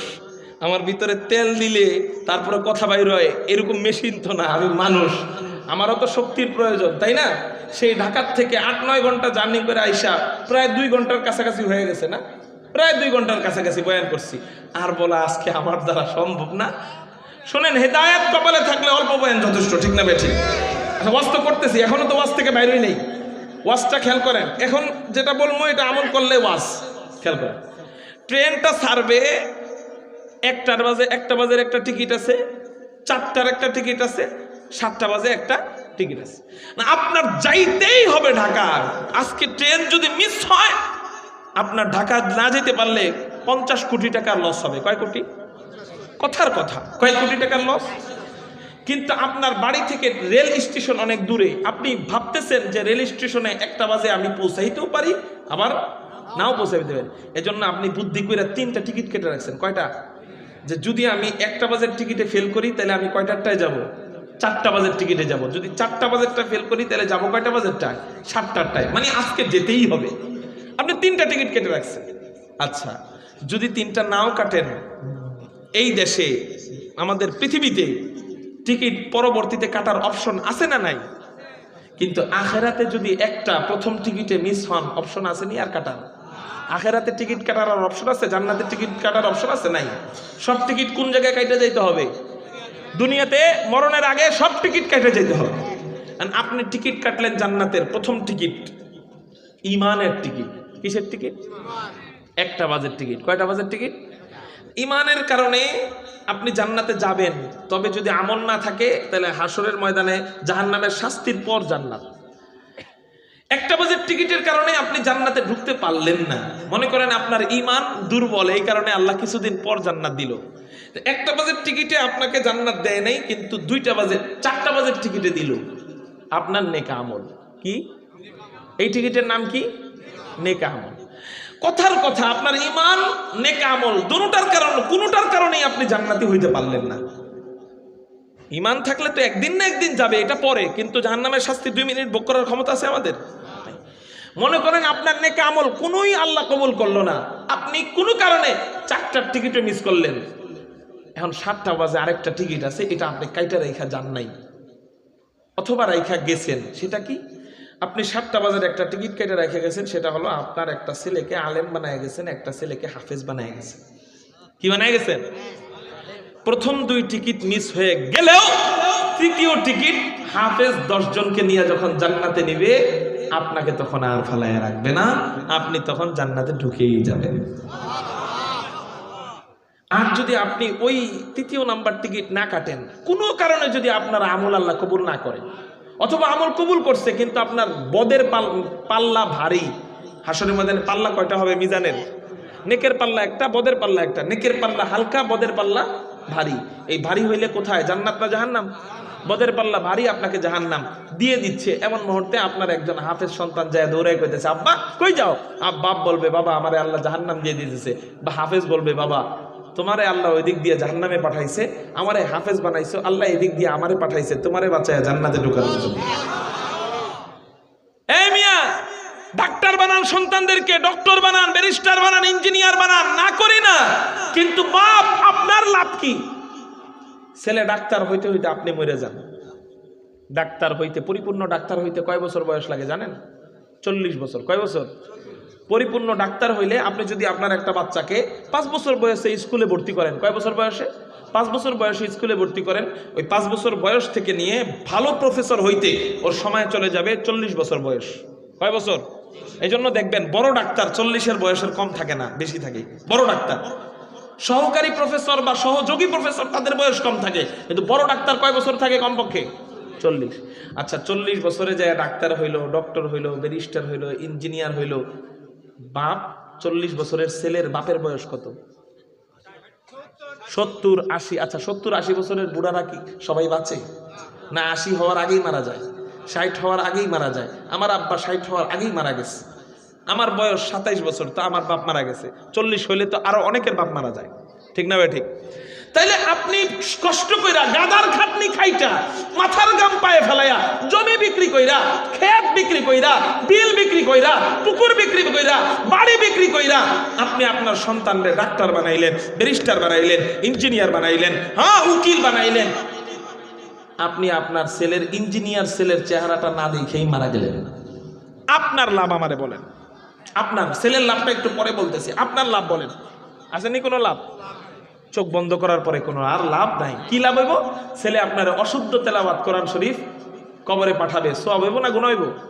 অশুদ্ধ তেলাওয়াত কোরআন, অশুদ্ধ কোরআন কবরে পাঠাবে, গুনাহ হবে। এবার কোন হুজুর আমার লাভ না হোক, আমার ছেলেটার তো লাভ হবে। ছেলের লাভ কয়দিন? এই বাপ, আপনি কি বাবা কিনা শোনেন? আপনি কয়দিন ছেলের লাভ চান? 20 বছর না দিয়ে অনন্তকাল। একটা জিনিসের মৌত নাই, বলতে পারবেন সেটা কি? হ্যাঁ, রুহের মৌত নাই। কিসের মৌত নাই? রুহের মৌত নাই। আপনার ছেলের বডির মৌত হবে, কিন্তু রুহের মৌত হবে? আপনার ছেলে আদি অনন্তকাল বডি থাকবে না রুহ থাকবে? তো 20 বছর কামাই করে খাবে কি? বডি খাবে। কে খাবে? রুহটা আদি অনন্তকাল থাকবো, ওইটার জন্য আপনি কিছুই করলেন না। আপনি কেমন বাপ? আপনি তো নিষ্ঠুর, ঠিক না ভাই? ঠিক। তাহলে আপনি ছেলেরও তো দুশ্মন, ঠিক না? এই জন্য ভাই, লাভ কোনটা? এই যে আমার বাপ আমারে আলেম বানায় রেখে গেছে, আল্লাহর কাছে দোয়া করছে, দোয়া কইরা কানতে কানতে, আমি ছোট সময় পড়তাম না, খালি পলাইতাম। আব্বা কানতে কানতে দাঁড়ায় যেত তাহাজ্জুদ পড়ে, আল্লাহ আমার ছেলেরে কবুল করো। আব্বার দোয়ার বরকতে আল্লাহ আমাকে এতটুকু কবুল করছে আলহামদুলিল্লাহ, যে আমার বয়স মাত্র 26 শেষের দিকে, 27-এ পড়ে গেছে হয়তো। এই বয়সে অহংকার হয়ে যায় কিনা জানি না, কানে ধরে বলতেছি, আল্লাহ অহংকার মাফ করুক, বুঝানোর জন্য বলতেছি। এই বয়সে আলহামদুলিল্লাহ নানুপুর মাদ্রাসা, বাংলাদেশের একটা ঐতিহ্যবাহী মাদ্রাসা নানুপুর মাদ্রাসায়, সিলেট বিভাগের সবচেয়ে বড় মাদ্রাসা বরুণা মাদ্রাসায়, ময়মনসিংহ বিভাগের সবচেয়ে বড় মাদ্রাসা আপনার এই বালিয়া মাদ্রাসা, তারপর পুরা চাঁদপুর কুমিল্লা ঢাকার মধ্যে সবচেয়ে বড় মাদ্রাসা উজানি মাদ্রাসা, এই সমস্ত মাদ্রাসায় এই বয়সে বয়ান করি। কেন? ওই যে বাপের এটাই লাভ। এখন আমার কারণে একজনে দাঁড়িয়ে রাখলো তো আমার বাবার কবরে সওয়াব যাবে সমান সমান। আমার কারণে একজনে কোরআন পড়বে, কোরআনের হাফেজ বানাবে তো আমার বাবার কবরে সওয়াব যাবে। এবার বলেন, আপনি যদি আপনার একটা সন্তানরে হাফেজ বানান, ওই সন্তান আরো 10 জনরে হাফেজ বানাবে, ওই 10 জন 100 জনরে হাফেজ বানাবে, 100 জন 1000কে হাফেজ বানাবে, 1000 1 লাখকে হাফেজ বানাবে, 1 লাখ 1 কোটিকে হাফেজ বানাবে। সবার সমান সওয়াব আপনার কবরে যাবে। কবরে ঢুকবেন খালি হাতে, বের হবেন ভরা হাতে, আপনার লাভ না লস? ইঞ্জিনিয়ার বানাইলেন, আপনার কোনো লাভ নাই। সন্তানরে হাফেজ বানাইলেন, আপনার লাভ। এটা আদি অনন্তকাল। সন্তানেরও লাভ, আপনারও লাভ। এই জন্য ওয়াজ করতে কইছেন, করলাম আর একটু ওয়াজ। এবার বলেন, এটাই আসল ওয়াজ। যদি আমাদের হেদায়াত হয়, এটাই আসল ওয়াজ। কে কে রাজি আছেন? আমাদের ছেলে, আমাদের মেয়ে, আমাদের নাতি, আমাদের নাতিন, ইনশাআল্লাহ এদেরকে আমরা মাদ্রাসায় ভর্তি, আজকেই যায় বাড়িতে আলোচনা করব মাদ্রাসায় ভর্তি করার কথা। কারা কারা রাজি আছেন? আল্লাহু আকবার বলে 2 হাত নাড়ান। রাজি আছেন ইনশাআল্লাহ? পাক্কা ওয়াদা ইনশাআল্লাহ? আল্লাহ তুমি আমাদের হাতকে কবুল করো, সবাই বলি আমিন। ওয়া আখির দাওয়ানা আলহামদুলিল্লাহি রাব্বিল আলামিন। মনোযোগ করার মতো কেউ আছে? মনোযোগ করার মতো দুরূদ শরীফ পড়েন। আল্লাহুম্মা সাল্লি আলা মুহাম্মাদিন নবিয়্যিল উম্মি ওয়া আলা আলিহি ওয়া সাল্লিম তাসলিমা। এক প্রবাসী ভাই অ্যাক্সিডেন্ট করছে, নাম কি? হ্যাঁ, ওনার জন্য দোয়া চায়, আল্লাহ ওনাকে সুস্থতা দান করুক। আনারুল ভাই অ্যাক্সিডেন্ট করছে, আল্লাহ যেন ওনাকে সুস্থতা দান করে। নাম কি? অনেকেই টাকা দিছে, তাদের জন্য, তাদের মা বাবা মারা গেছে, তাদের মা বাবার রুহের মাগফিরাত কামনায় অনেকে দোয়া চাইছে। তাই আপনি এখানে সভাপতি না? মাশাআল্লাহ।